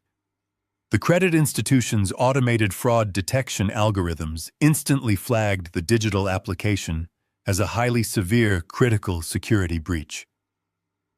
The system recorded the exact Internet Protocol address of his silver laptop, triangulating the exact physical location of the attempted felony directly back to the sprawling suburban house.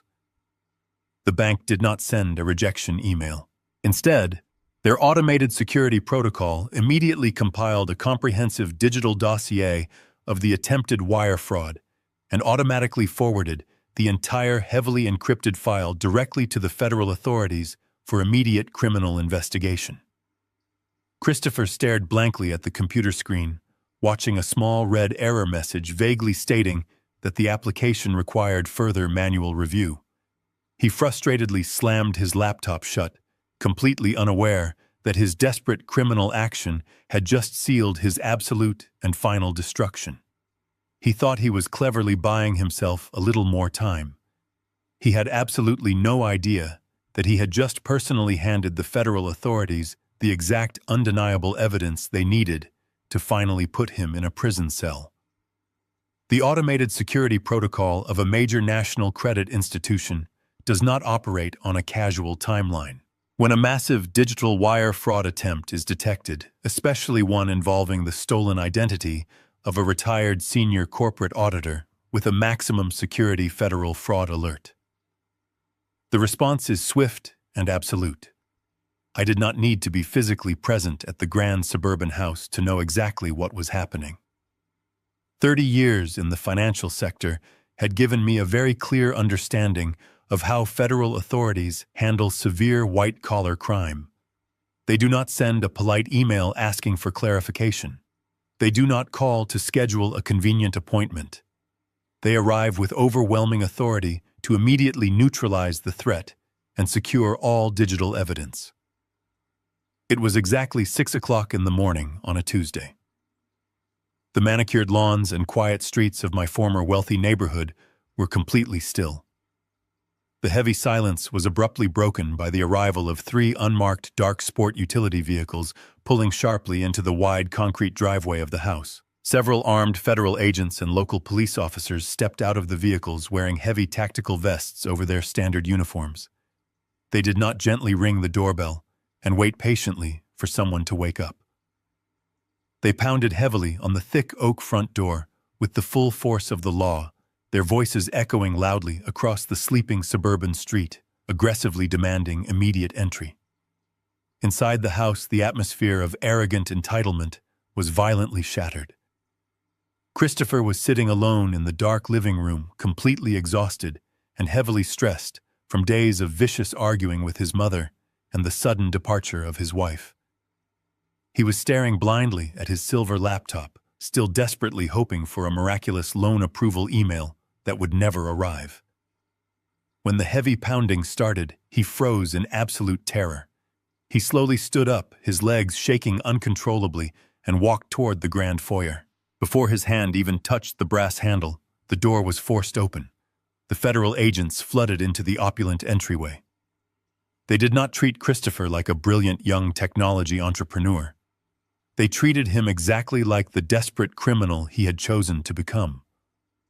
An officer immediately grabbed his arms forcefully, turned him around, and pushed him face first against the expensive designer wallpaper. The cold steel of heavy metal handcuffs locked tightly around his wrists, with a sharp clicking sound that instantly erased every single delusion of grandeur he had ever possessed. An older lead investigator stood in the center of the living room and began reading the official federal charges in a loud, booming voice. He formally charged Christopher with multiple counts of severe felony wire fraud, aggravated identity theft, and the attempted illegal procurement of a massive commercial credit line. The agent explicitly stated that the digital footprint of the massive fraudulent loan application had been tracked directly to the specific internet router sitting on the living room shelf and directly to the silver laptop currently resting on the coffee table. Christopher began sobbing uncontrollably. The highly polished, arrogant facade he had maintained for his entire adult life completely evaporated, leaving behind nothing but a terrified, broken little boy. He desperately begged the federal agents to listen to him, wildly claiming that it was all just a simple misunderstanding and that he was just trying to secure a temporary bridge loan for his legitimate business. The officers completely ignored his pathetic excuses. Two agents walked past him and immediately seized his silver laptop, his personal cellular phone, and several external hard drives, carefully placing the critical digital evidence into sealed transparent bags. The loud commotion finally woke Barbara from her upstairs master bedroom. She rushed down the grand hardwood staircase wearing a silk bathrobe, her hair completely disheveled. When she saw her precious golden boy pressed roughly against the wall in handcuffs, her maternal instincts completely bypassed any logical reasoning. She charged aggressively toward the federal agents, screaming at the absolute top of her lungs. She wildly demanded that they immediately release her son, proudly declaring that they were a highly respectable and wealthy family who did not deserve to be treated like common street criminals. When the lead investigator calmly instructed her to step back and not interfere with an active federal arrest, Barbara completely lost her mind. She pointed a shaking finger at the officers and hysterically accused me of being the true mastermind behind the entire situation. She screamed that her ex-husband was an evil, vindictive corporate auditor who was maliciously framing her innocent son to avoid paying a massive divorce settlement. She wildly insisted that they needed to immediately drive to my peaceful beach condo and arrest me for hiding millions of dollars in illegal offshore accounts. The federal agents looked at her with a mixture of extreme boredom and professional pity. They deal with the frantic, entirely illogical excuses of criminals and their enablers every single day. The lead investigator calmly pulled out a small notepad and informed Barbara that the federal fraud alert had been personally verified by me over a recorded security line. He plainly stated that the digital application had absolutely utilized her son's precise physical location and his personal computer. He looked her directly in the eye and coldly suggested that she stop screaming wild conspiracy theories and immediately hire a very competent criminal defense attorney for her son. They aggressively marched Christopher out the front door, his head hung low in absolute shame, and pushed him into the back of a dark police vehicle. The flashing red and blue lights illuminated the quiet suburban street, completely destroying whatever tiny shred of social reputation my family had left in that wealthy neighborhood. The cars quickly drove away, leaving Barbara standing entirely alone in the grand doorway of a massive house she could no longer afford to keep. The brutal reality of the criminal justice system moves incredibly fast when dealing with severe financial felonies. Christopher was immediately transported to the county holding facility and booked on federal charges. A judge was quickly assigned to his case for an initial bail hearing later that afternoon. Because the specific criminal charges involved the attempted theft of $250,000 and severe identity fraud against a protected senior citizen, the presiding judge viewed Christopher as a massive flight risk. The judge ruthlessly set his cash bail at an incredibly high $50,000. It was a staggering amount of liquid money that had to be paid immediately to the court to secure his temporary release pending a full criminal trial. Barbara was completely trapped in a massive financial nightmare of her own creation. She sat alone in the cold, sterile waiting room of the county jail, frantically calling every single person she knew. She called her wealthy friends from the country club, begging for a temporary loan. But word of the massive police raid had already rapidly spread through the neighborhood, and nobody wanted to associate with a completely ruined family. She desperately tried to call her daughter Megan, but Megan's phone went straight to voicemail as she was currently drowning in her own severe credit card debts and her crumbling marriage. Barbara had absolutely no joint marital funds left to steal. The massive investment accounts were completely empty, drained entirely by her own greedy early withdrawals and the resulting massive tax penalties. She could not borrow a single penny against the suburban house because the commercial bank had completely frozen the property title. She was entirely out of options. Driven by pure blind desperation to save her son from sleeping in a cold concrete cell, Barbara was forced to make the ultimate financial sacrifice. Long before our divorce, she had maintained a small, highly secure private emergency fund entirely in her own name. It was a very modest personal retirement account that I had always encouraged her to keep for her own financial independence. It contained exactly $55,000, representing the absolute entirety of her personal life savings. She had fiercely protected this small account during the divorce, firmly believing it was her ultimate safety net. Sitting in the bleak county jail, she realized she had to completely destroy her only remaining safety net to fix Christopher's massive criminal mistake. She tearfully contacted her private banking representative and authorized the immediate total liquidation of her entire personal retirement account. She absorbed the massive early withdrawal penalties and the severe tax hits, watching the entire balance instantly evaporate just to secure a certified cashier's check for the county court. She proudly handed the money to the bail bondsman, believing she was being a heroic and devoted mother.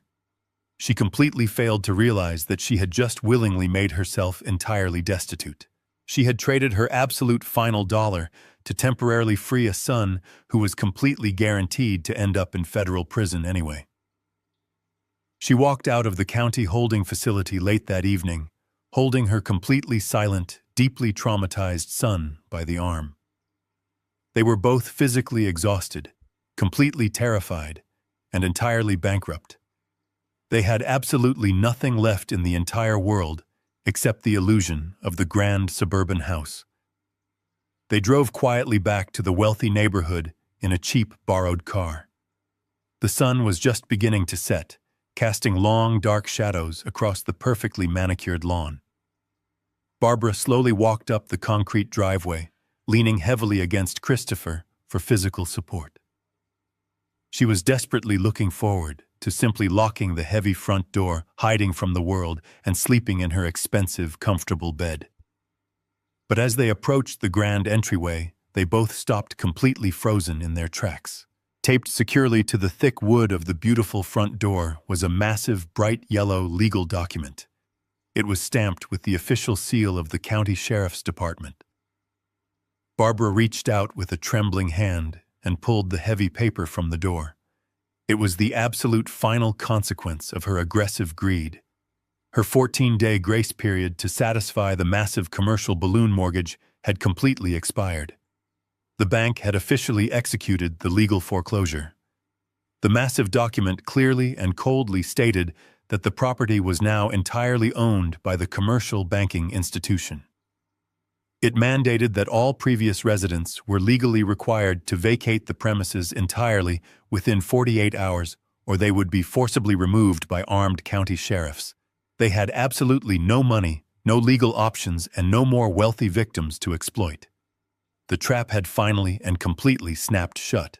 The 48-hour deadline established by the county court did not care about Barbara's physical exhaustion or her desperate rising panic. It arrived with the cold, mechanical precision of a ticking clock. The sun rose slowly over the wealthy suburban neighborhood, casting a bright, unforgiving light on the absolute ruin my family had brought entirely upon themselves. Exactly at 8 o'clock in the morning, the heavy rumble of massive diesel engines echoed loudly down the quiet, manicured street. Two large commercial moving trucks slowly backed into the wide concrete driveway, completely blocking any possible exit. They were immediately followed by two white county sheriff vehicles. The flashing lights reflected brightly off the grand front windows of the house, signaling to the entire neighborhood that a forced legal eviction was actively underway. Inside the sprawling house, the atmosphere was pure, uncontrolled hysteria.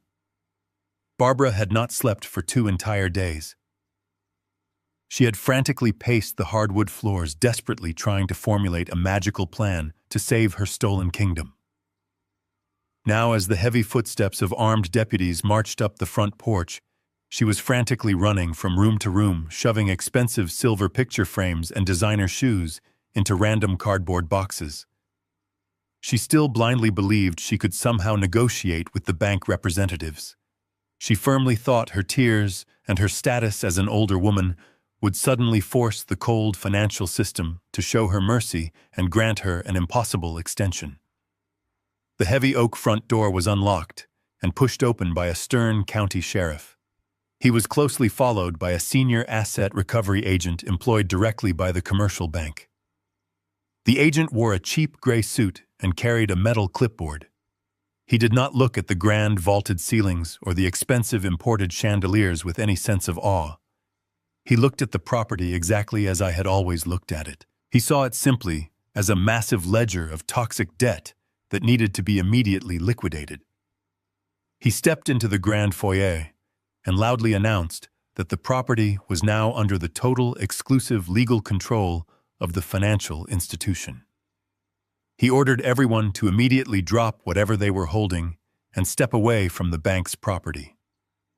Before Barbara could launch into another screaming, hysterical tirade, the front door opened again. Megan stumbled into the foyer looking completely destroyed.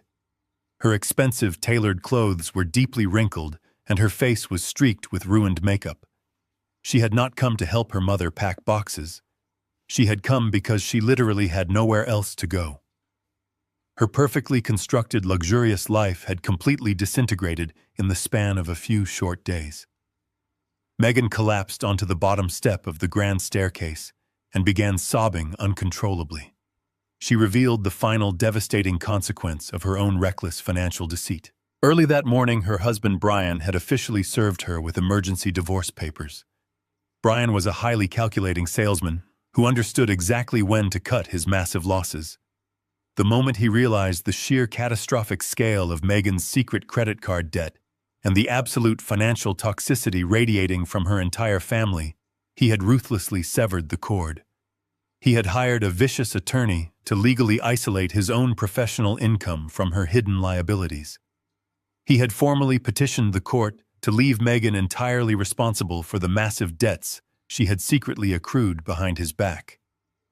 He had locked her out of their upscale townhouse, canceled her access to their joint checking accounts, and completely abandoned her to her fate. Megan was completely bankrupt, homeless, and entirely alone. Barbara stared at her weeping daughter, completely unable to offer a single word of comfort. She could not save Megan because she could not even save herself. The bank representative loudly cleared his throat, completely indifferent to their unfolding family tragedy. He looked directly at Barbara and coldly informed her that she had exactly 15 minutes to gather her essential personal clothing and exit the premises permanently. Barbara pointed a shaking finger at the custom Italian leather sofa and the expensive, heavy dining room table, violently demanding the right to take her expensive furniture. The bank agent calmly looked down at his clipboard and shook his head. He systematically explained that because the massive commercial balloon mortgage had heavily defaulted, the bank was legally seizing all high-value physical assets currently located inside the property to partially satisfy the massive outstanding debt. The vintage wine cellar, the imported furniture, and the expensive electronics no longer belonged to her. They were now the exclusive property of the bank to be auctioned off to the highest bidder. Absolute panic finally set in. With the armed sheriffs standing firmly in the hallway watching their every move, Barbara and Megan were forced to accept their deeply humiliating reality. They did not have enough time to carefully pack their expensive designer wardrobes into neat leather suitcases. In a moment of supreme crushing indignity, the bank representatives handed them several large black plastic heavy-duty garbage bags. The two women who had spent years looking down their noses at working-class people who had mocked my boring career and loudly applauded my public humiliation were now frantically sprinting through the master bedroom, shoving their expensive silk dresses and tailored blouses into cheap plastic trash bags. Christopher walked slowly down the stairs, carrying a single small canvas duffel bag. He looked entirely hollowed out. The terrifying reality of his impending federal wire fraud trial and the massive $50,000 cash bail that had completely bankrupted his mother had completely broken his arrogant spirit. He did not look at the bank agents. He did not look at his weeping sister. He simply walked out the front door, carrying his small bag, and sat down heavily on the hard concrete curb by the street. The 15-minute deadline expired without an ounce of mercy. The county sheriffs stepped forward and physically guided Barbara and Megan out of the grand house. Barbara tried to dig her heels into the expensive carpet, desperately clinging to the absolute last illusion of her wealth. But the officers simply marched her forward without a single word of sympathy. They pushed her out the front door and onto the concrete porch. The bank agent stepped outside and pulled the heavy oak door shut behind them.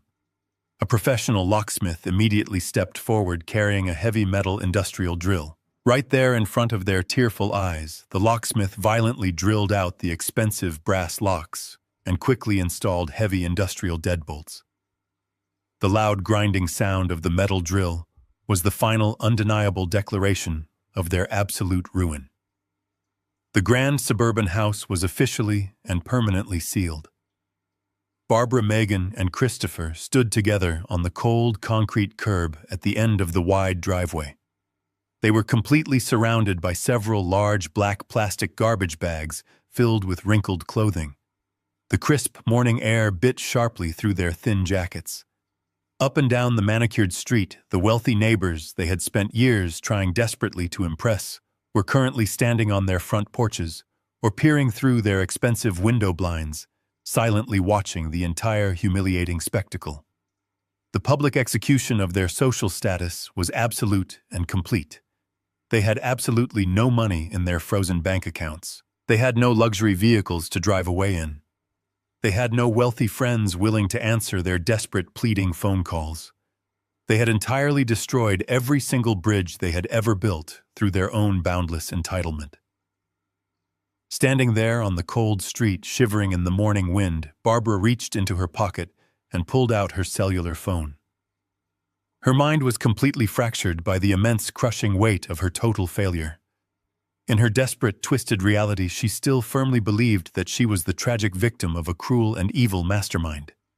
She desperately needed to hear my voice.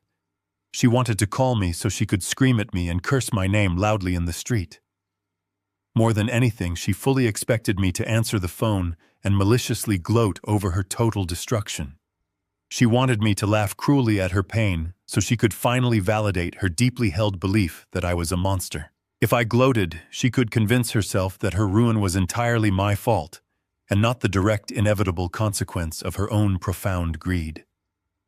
She found my contact name in her phone and pressed the green call button with a violently trembling thumb.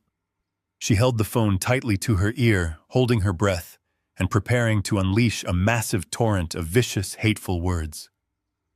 The phone began to ring. It rang once. It rang twice. The sound echoed hollowly in her ear. She waited anxiously for the satisfying click of the line connecting.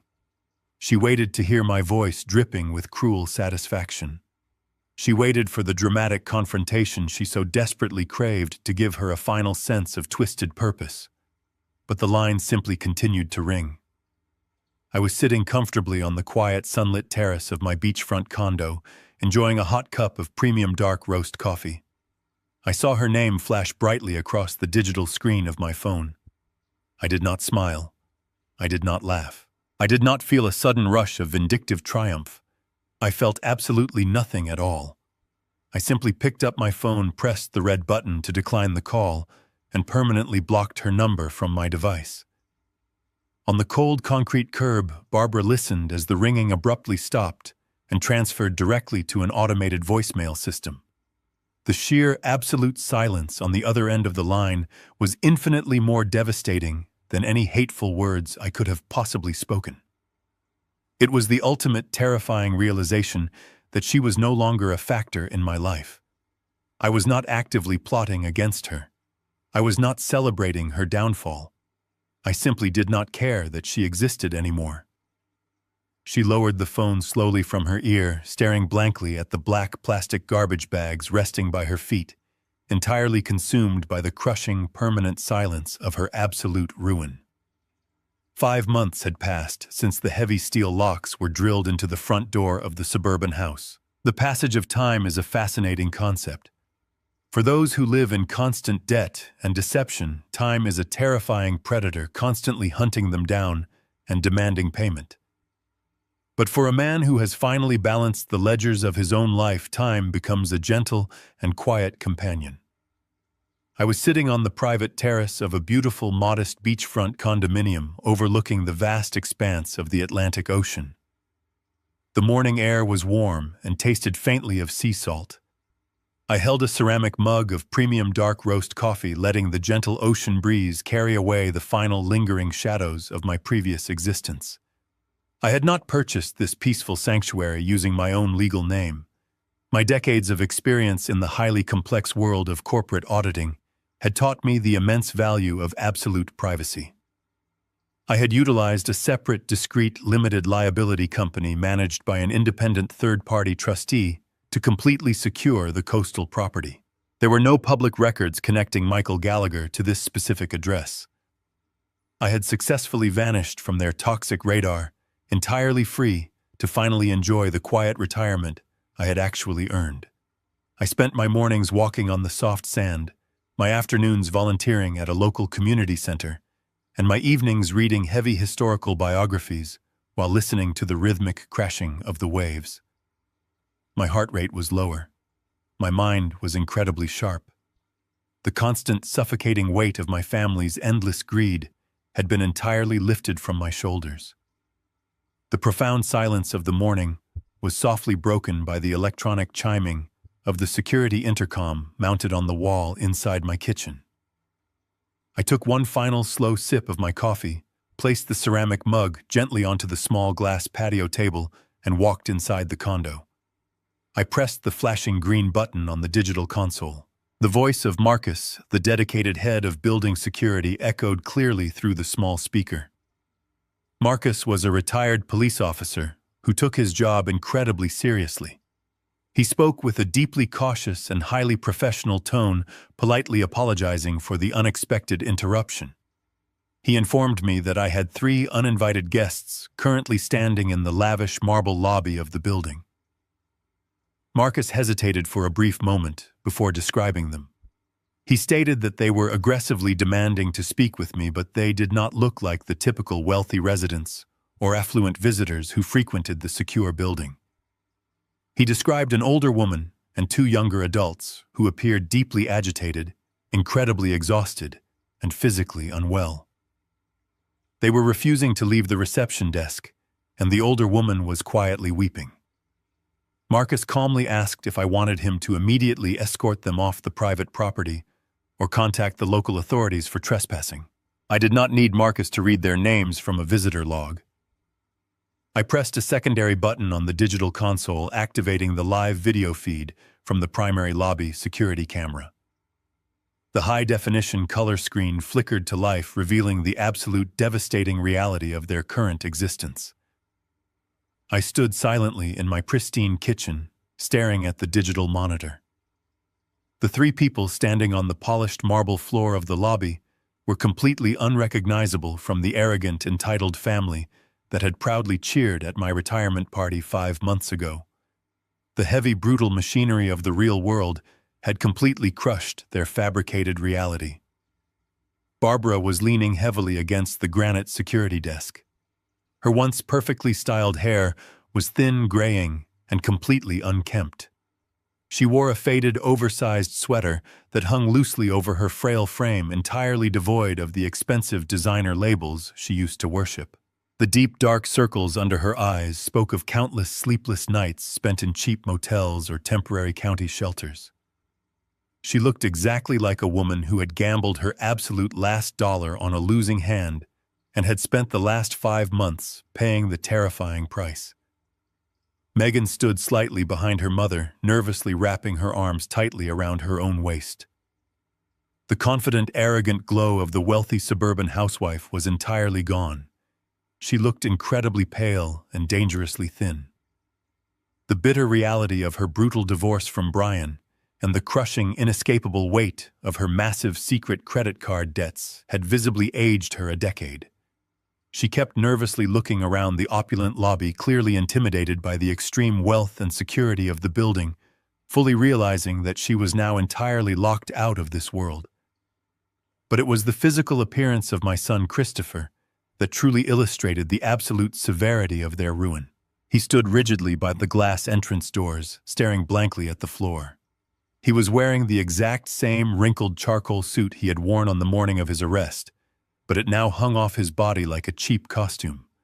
He was wearing a heavy black electronic monitoring ankle bracelet strapped tightly above his worn-out leather shoe, indicating that he was currently out on a restrictive pretrial release awaiting his massive federal wire fraud sentencing. The terrifying weight of his impending federal prison sentence had completely broken his spirit. He looked like a hollow, empty shell of a human being, completely stripped of his arrogant delusions and forced to face the terrifying consequences of his own criminal actions.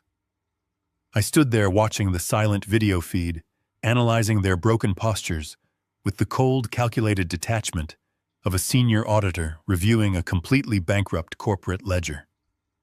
Over the last 5 months, they had desperately tried to hunt me down. Anthony Reed had informed me that they had aggressively contacted my former employers, harassed my old colleagues, and even attempted to hire cheap private investigators with their last remaining pennies to locate my hidden assets.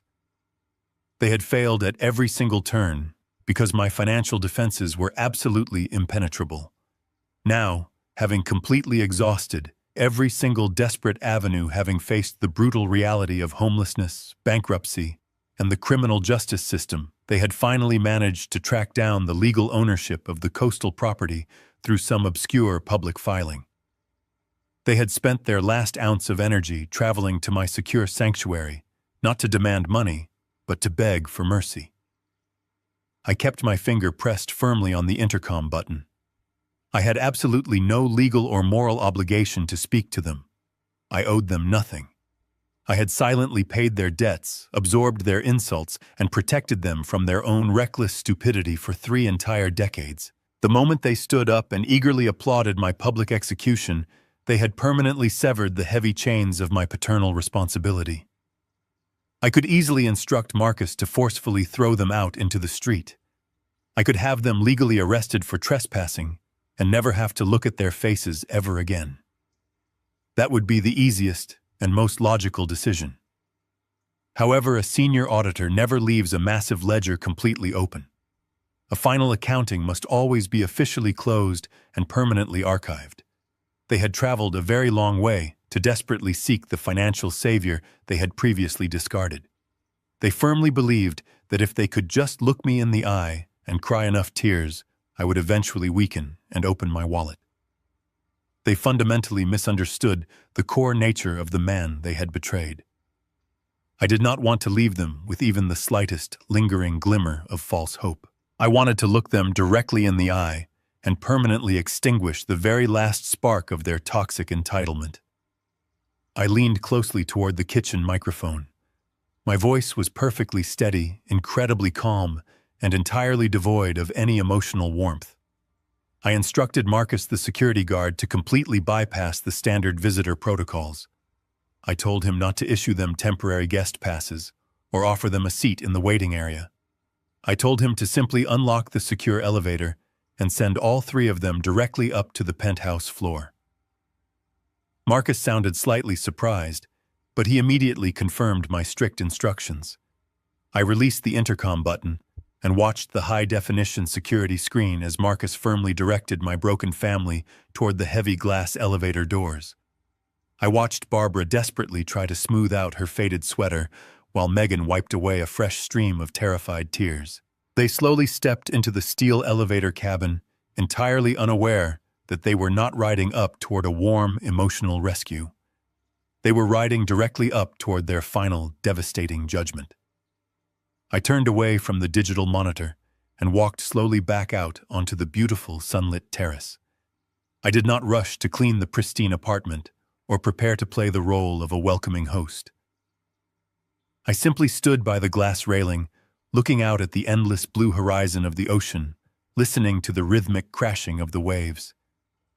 I took a deep breath of the clean, salty air, centering my mind and preparing for the absolute final phase of my long, silent adjustment.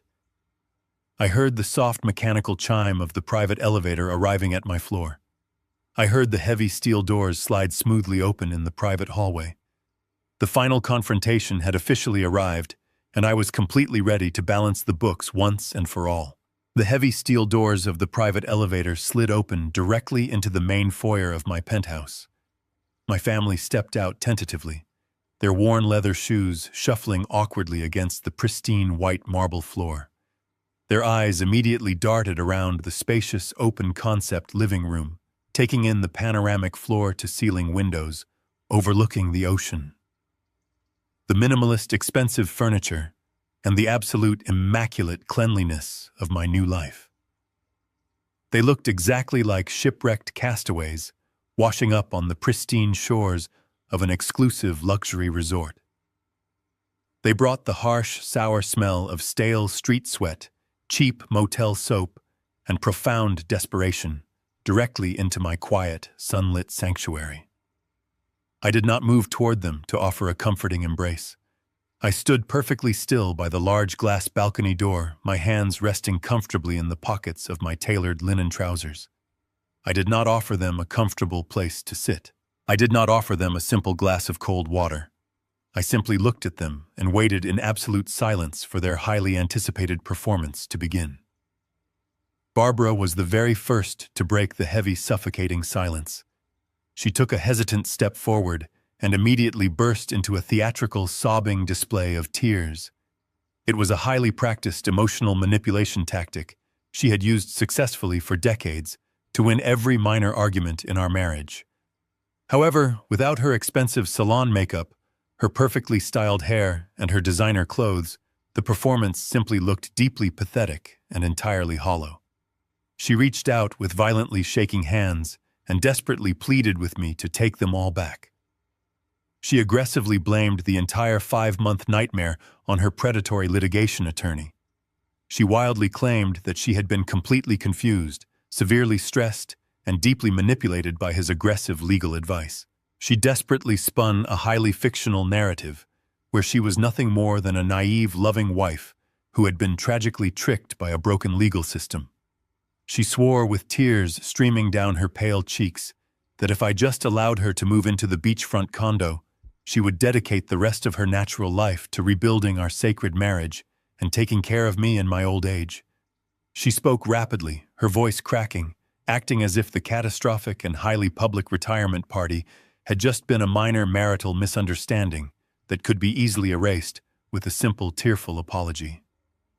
Christopher impatiently pushed his weeping mother aside completely, ignoring her emotional breakdown. He could not afford to wait for her to finish her pathetic performance because his timeline was strictly dictated by the aggressive federal court system. He looked at me with wild, bloodshot, terrified eyes. The arrogant, slick technology entrepreneur I had known for years was completely dead and gone. He confessed in a trembling voice that his legal defense had completely collapsed that very morning. His overworked public defender had formally informed him that he was facing a mandatory minimum sentence of 5 years in a federal penitentiary for aggravated wire fraud and identity theft. The presiding judge had offered him a highly conditional last-minute plea deal, but it required him to secure immediate verifiable corporate employment and begin paying massive financial restitution to his defrauded investors before the final sentencing hearing next week. He suddenly fell to his knees right there on my expensive hardwood floor, the sound of his bones hitting the wood echoing sharply in the quiet room. He begged me to hire him as a highly paid consultant for my new corporate entity. He pleaded with me to call my old executive contacts at the auditing firm and secure him a basic entry-level accounting position. He desperately played the emotional family card, loudly, reminding me that he was my only son, and firmly insisting that a good father could never truly abandon his own flesh and blood to rot in a dangerous concrete prison cell. Megan did not cry, and she certainly did not fall to her knees in humility. Her deeply ingrained lifelong entitlement simply would not allow her to display genuine remorse, even when she was entirely homeless and carrying her belongings in plastic bags. She crossed her arms tightly over her chest and looked around the expansive, luxurious living room with a highly critical and calculating eye.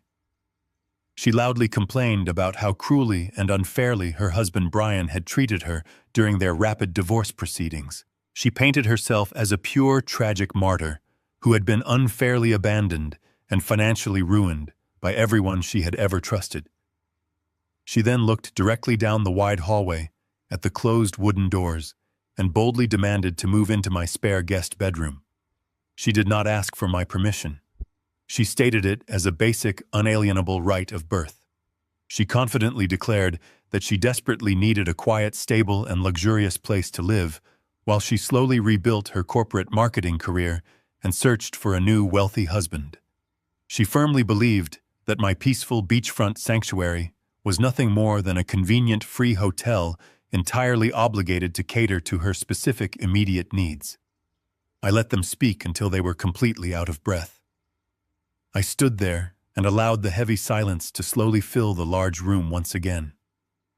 I wanted them to hear the pathetic, hollow echo of their own desperate voices bouncing off the high ceilings and the glass windows. They stood closely together in the center of the room, looking at me with wide, expectant eyes. They were waiting for the familiar, comforting moment where I would sigh heavily, rub my temples, pull out my checkbook, and instantly solve all of their massive, self-inflicted problems. They were waiting for the weak, compliant, and terrified man they thought they had married and raised to simply surrender to their demands. I finally took my hands out of my pockets and took one single, deliberate step forward. My voice was incredibly calm, completely flat, and entirely devoid of any parental sympathy or marital warmth. I operated exactly like a senior auditor closing a severely bankrupt account. I looked directly at Barbara first. I firmly reminded her that she was not confused or manipulated by any predatory lawyer on the afternoon of my retirement party. I clearly pointed out the undeniable timeline, noting that she had meticulously planned the brutal public humiliation weeks in advance of ever hiring that attorney. I recited her exact words back to her with absolute chilling precision. I reminded her that she had boldly and proudly announced to 50 of my professional colleagues that she was finally freeing herself from a dead-end marriage. I told her that she did not actually want a husband. She simply wanted an endless, automated bank account. The very moment she falsely believed she had secured the wealth through the aggressive court injunction, she had gleefully and mercilessly discarded me. I plainly stated that the transaction was complete, the ledger was closed, and I would never allow her toxic presence to infect my peaceful life ever again. I then turned my cold, analytical gaze toward my weeping son, still kneeling on the floor. I looked down at him and felt absolutely nothing but a profound sense of necessary closure. I clearly reminded Christopher of the exact moment he stood in my old suburban home office and aggressively mocked my 30 years of grueling corporate labor.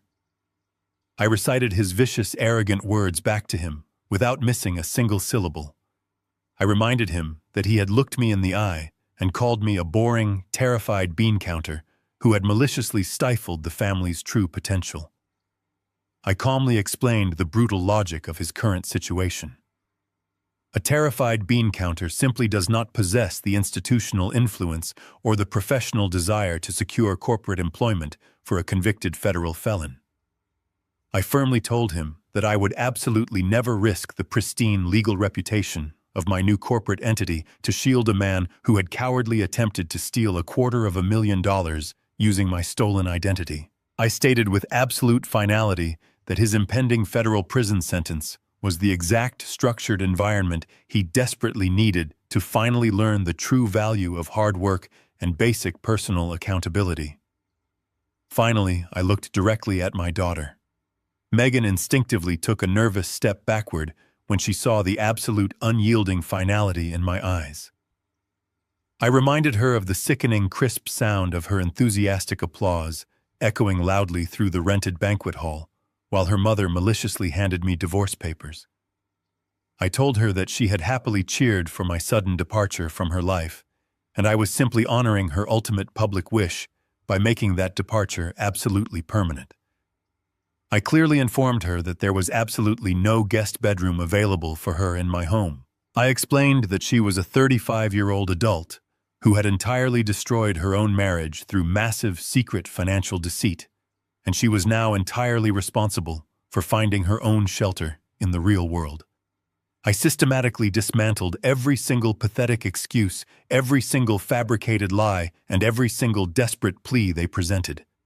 I utilized their own arrogant, hateful words from 5 months ago as the very weapons to permanently and cleanly sever our family ties. The absolute silence that followed my words was not peaceful. It was the heavy, suffocating silence of a deep underwater trench where the immense crushing pressure simply extinguishes all remaining light.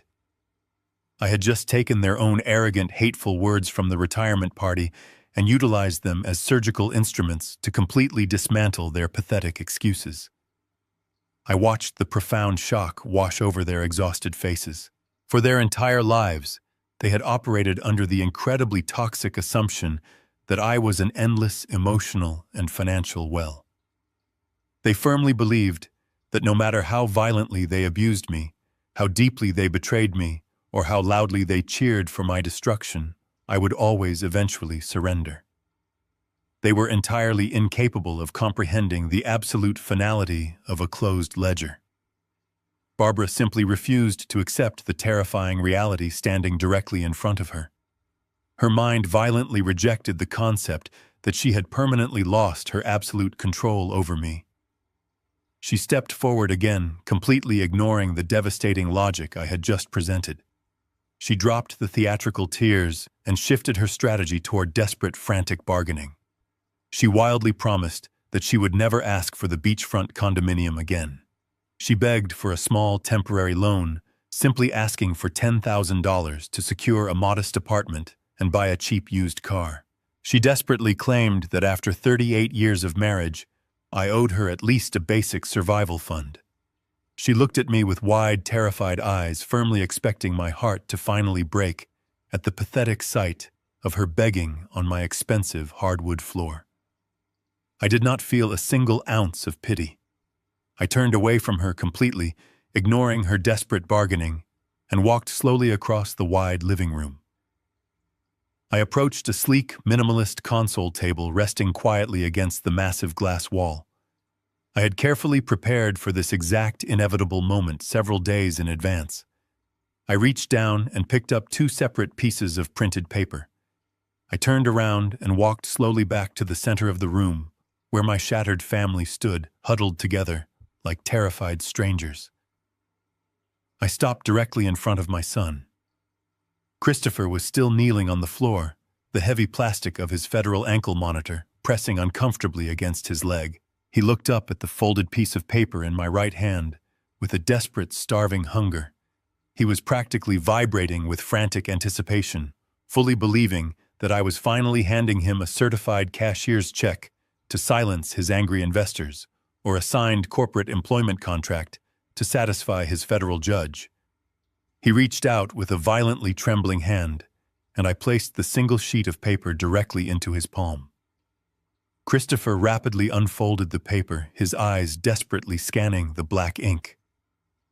I watched the tiny remaining spark of hope completely instantly vanish from his eyes, replaced by a look of sheer, unadulterated horror. I had not given him a check. I had not given him a job.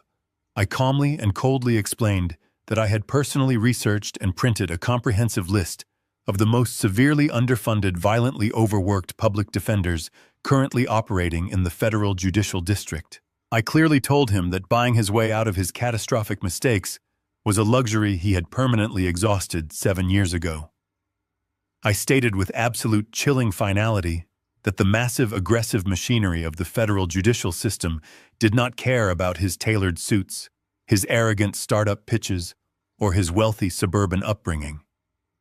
I told him he was going to walk into that federal courtroom entirely alone, represented by an exhausted public servant who barely had 10 minutes to review his massive wire fraud case. I told him to accept his impending 5-year prison sentence with whatever tiny shred of remaining dignity he could possibly find. Christopher dropped the piece of paper onto the floor as if it had suddenly caught fire. He buried his face in his hands and began to weep silently, his shoulders violently shaking as the absolute inescapable reality of his federal prison sentence finally crushed him. I turned my cold, analytical gaze toward Barbara. She was staring at my empty right hand, slowly realizing that I was absolutely not reaching into my pocket for a heavy checkbook. I held out my left hand and offered her a single plain white business card. She snatched the small card from my fingers with aggressive, frantic speed, violently bringing it close to her face to read the plain black text. She firmly believed it was the contact information for my private wealth manager, or perhaps the address to a luxury extended stay hotel I had generously booked for her. She read the words printed on the card, and the remaining color completely drained from her deeply lined face. It was not the address to a luxury hotel or a private banking advisor.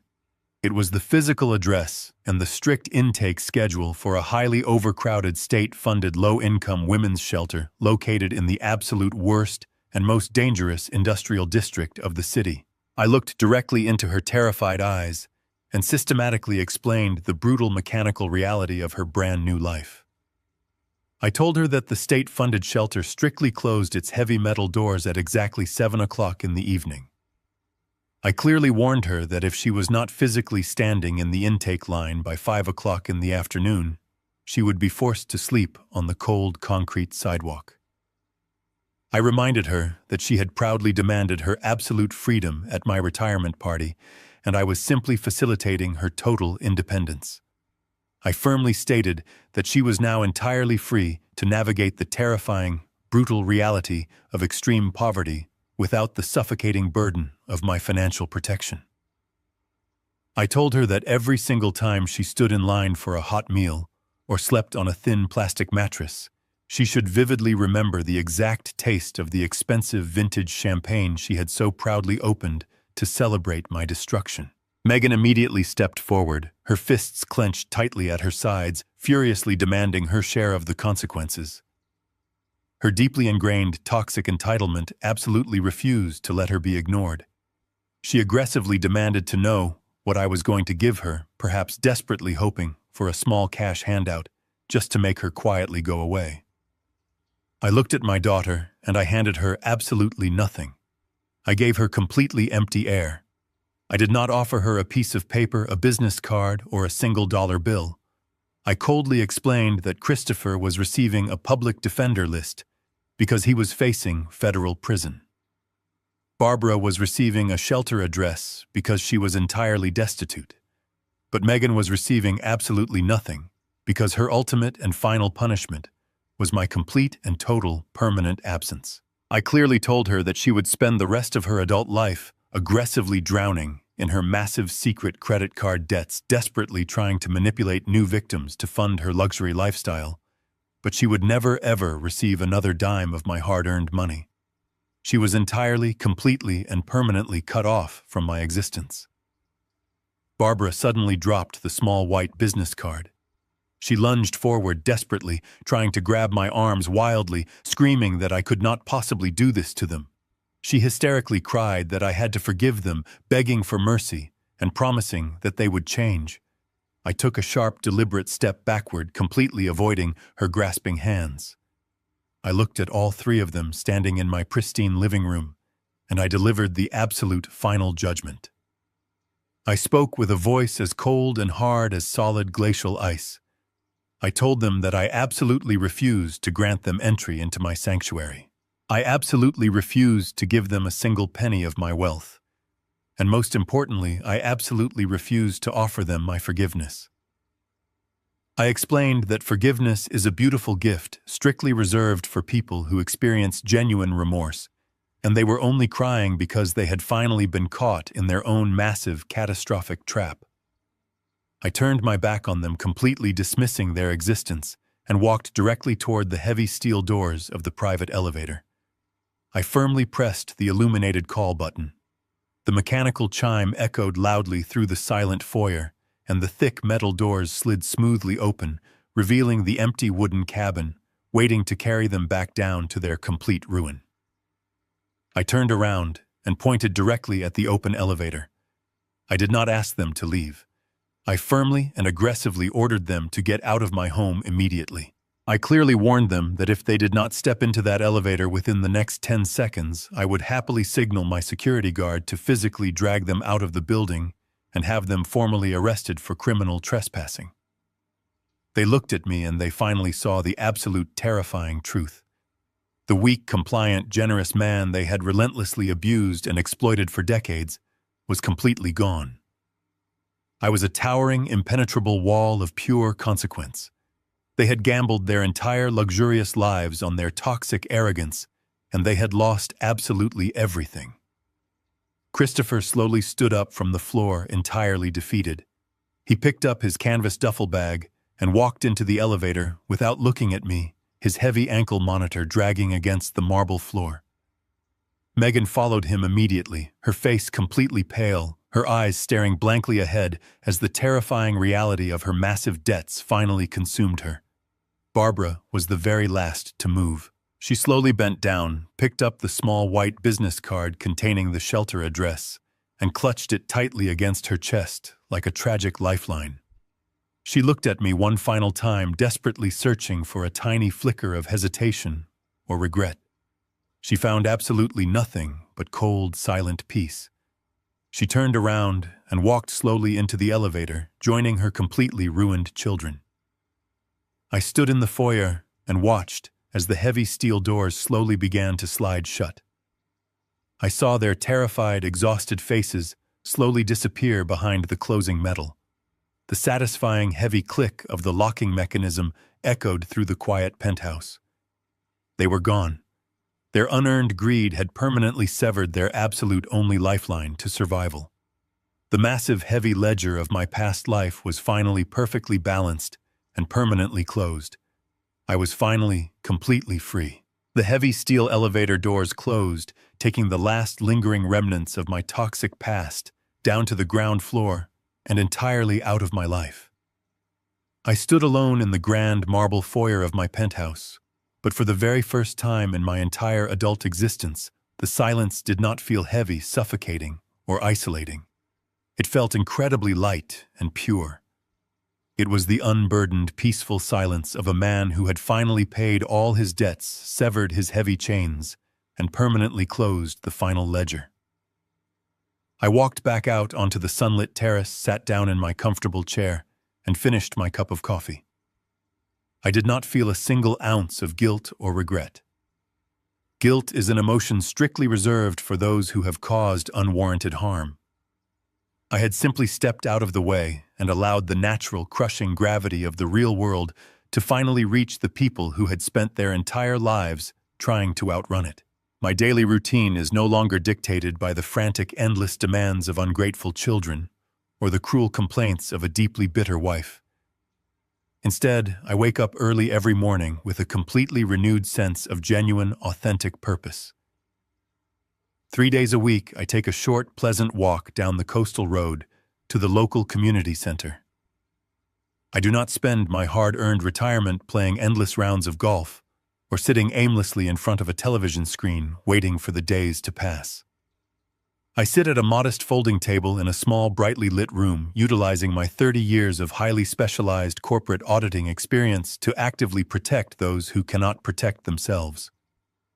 I volunteer my time at a free financial literacy clinic specifically designed to assist elderly citizens and vulnerable retirees. I spend my afternoons meticulously reviewing complex banking statements, identifying highly predatory lending contracts, and helping confused seniors navigate the terrifying maze of modern digital finance.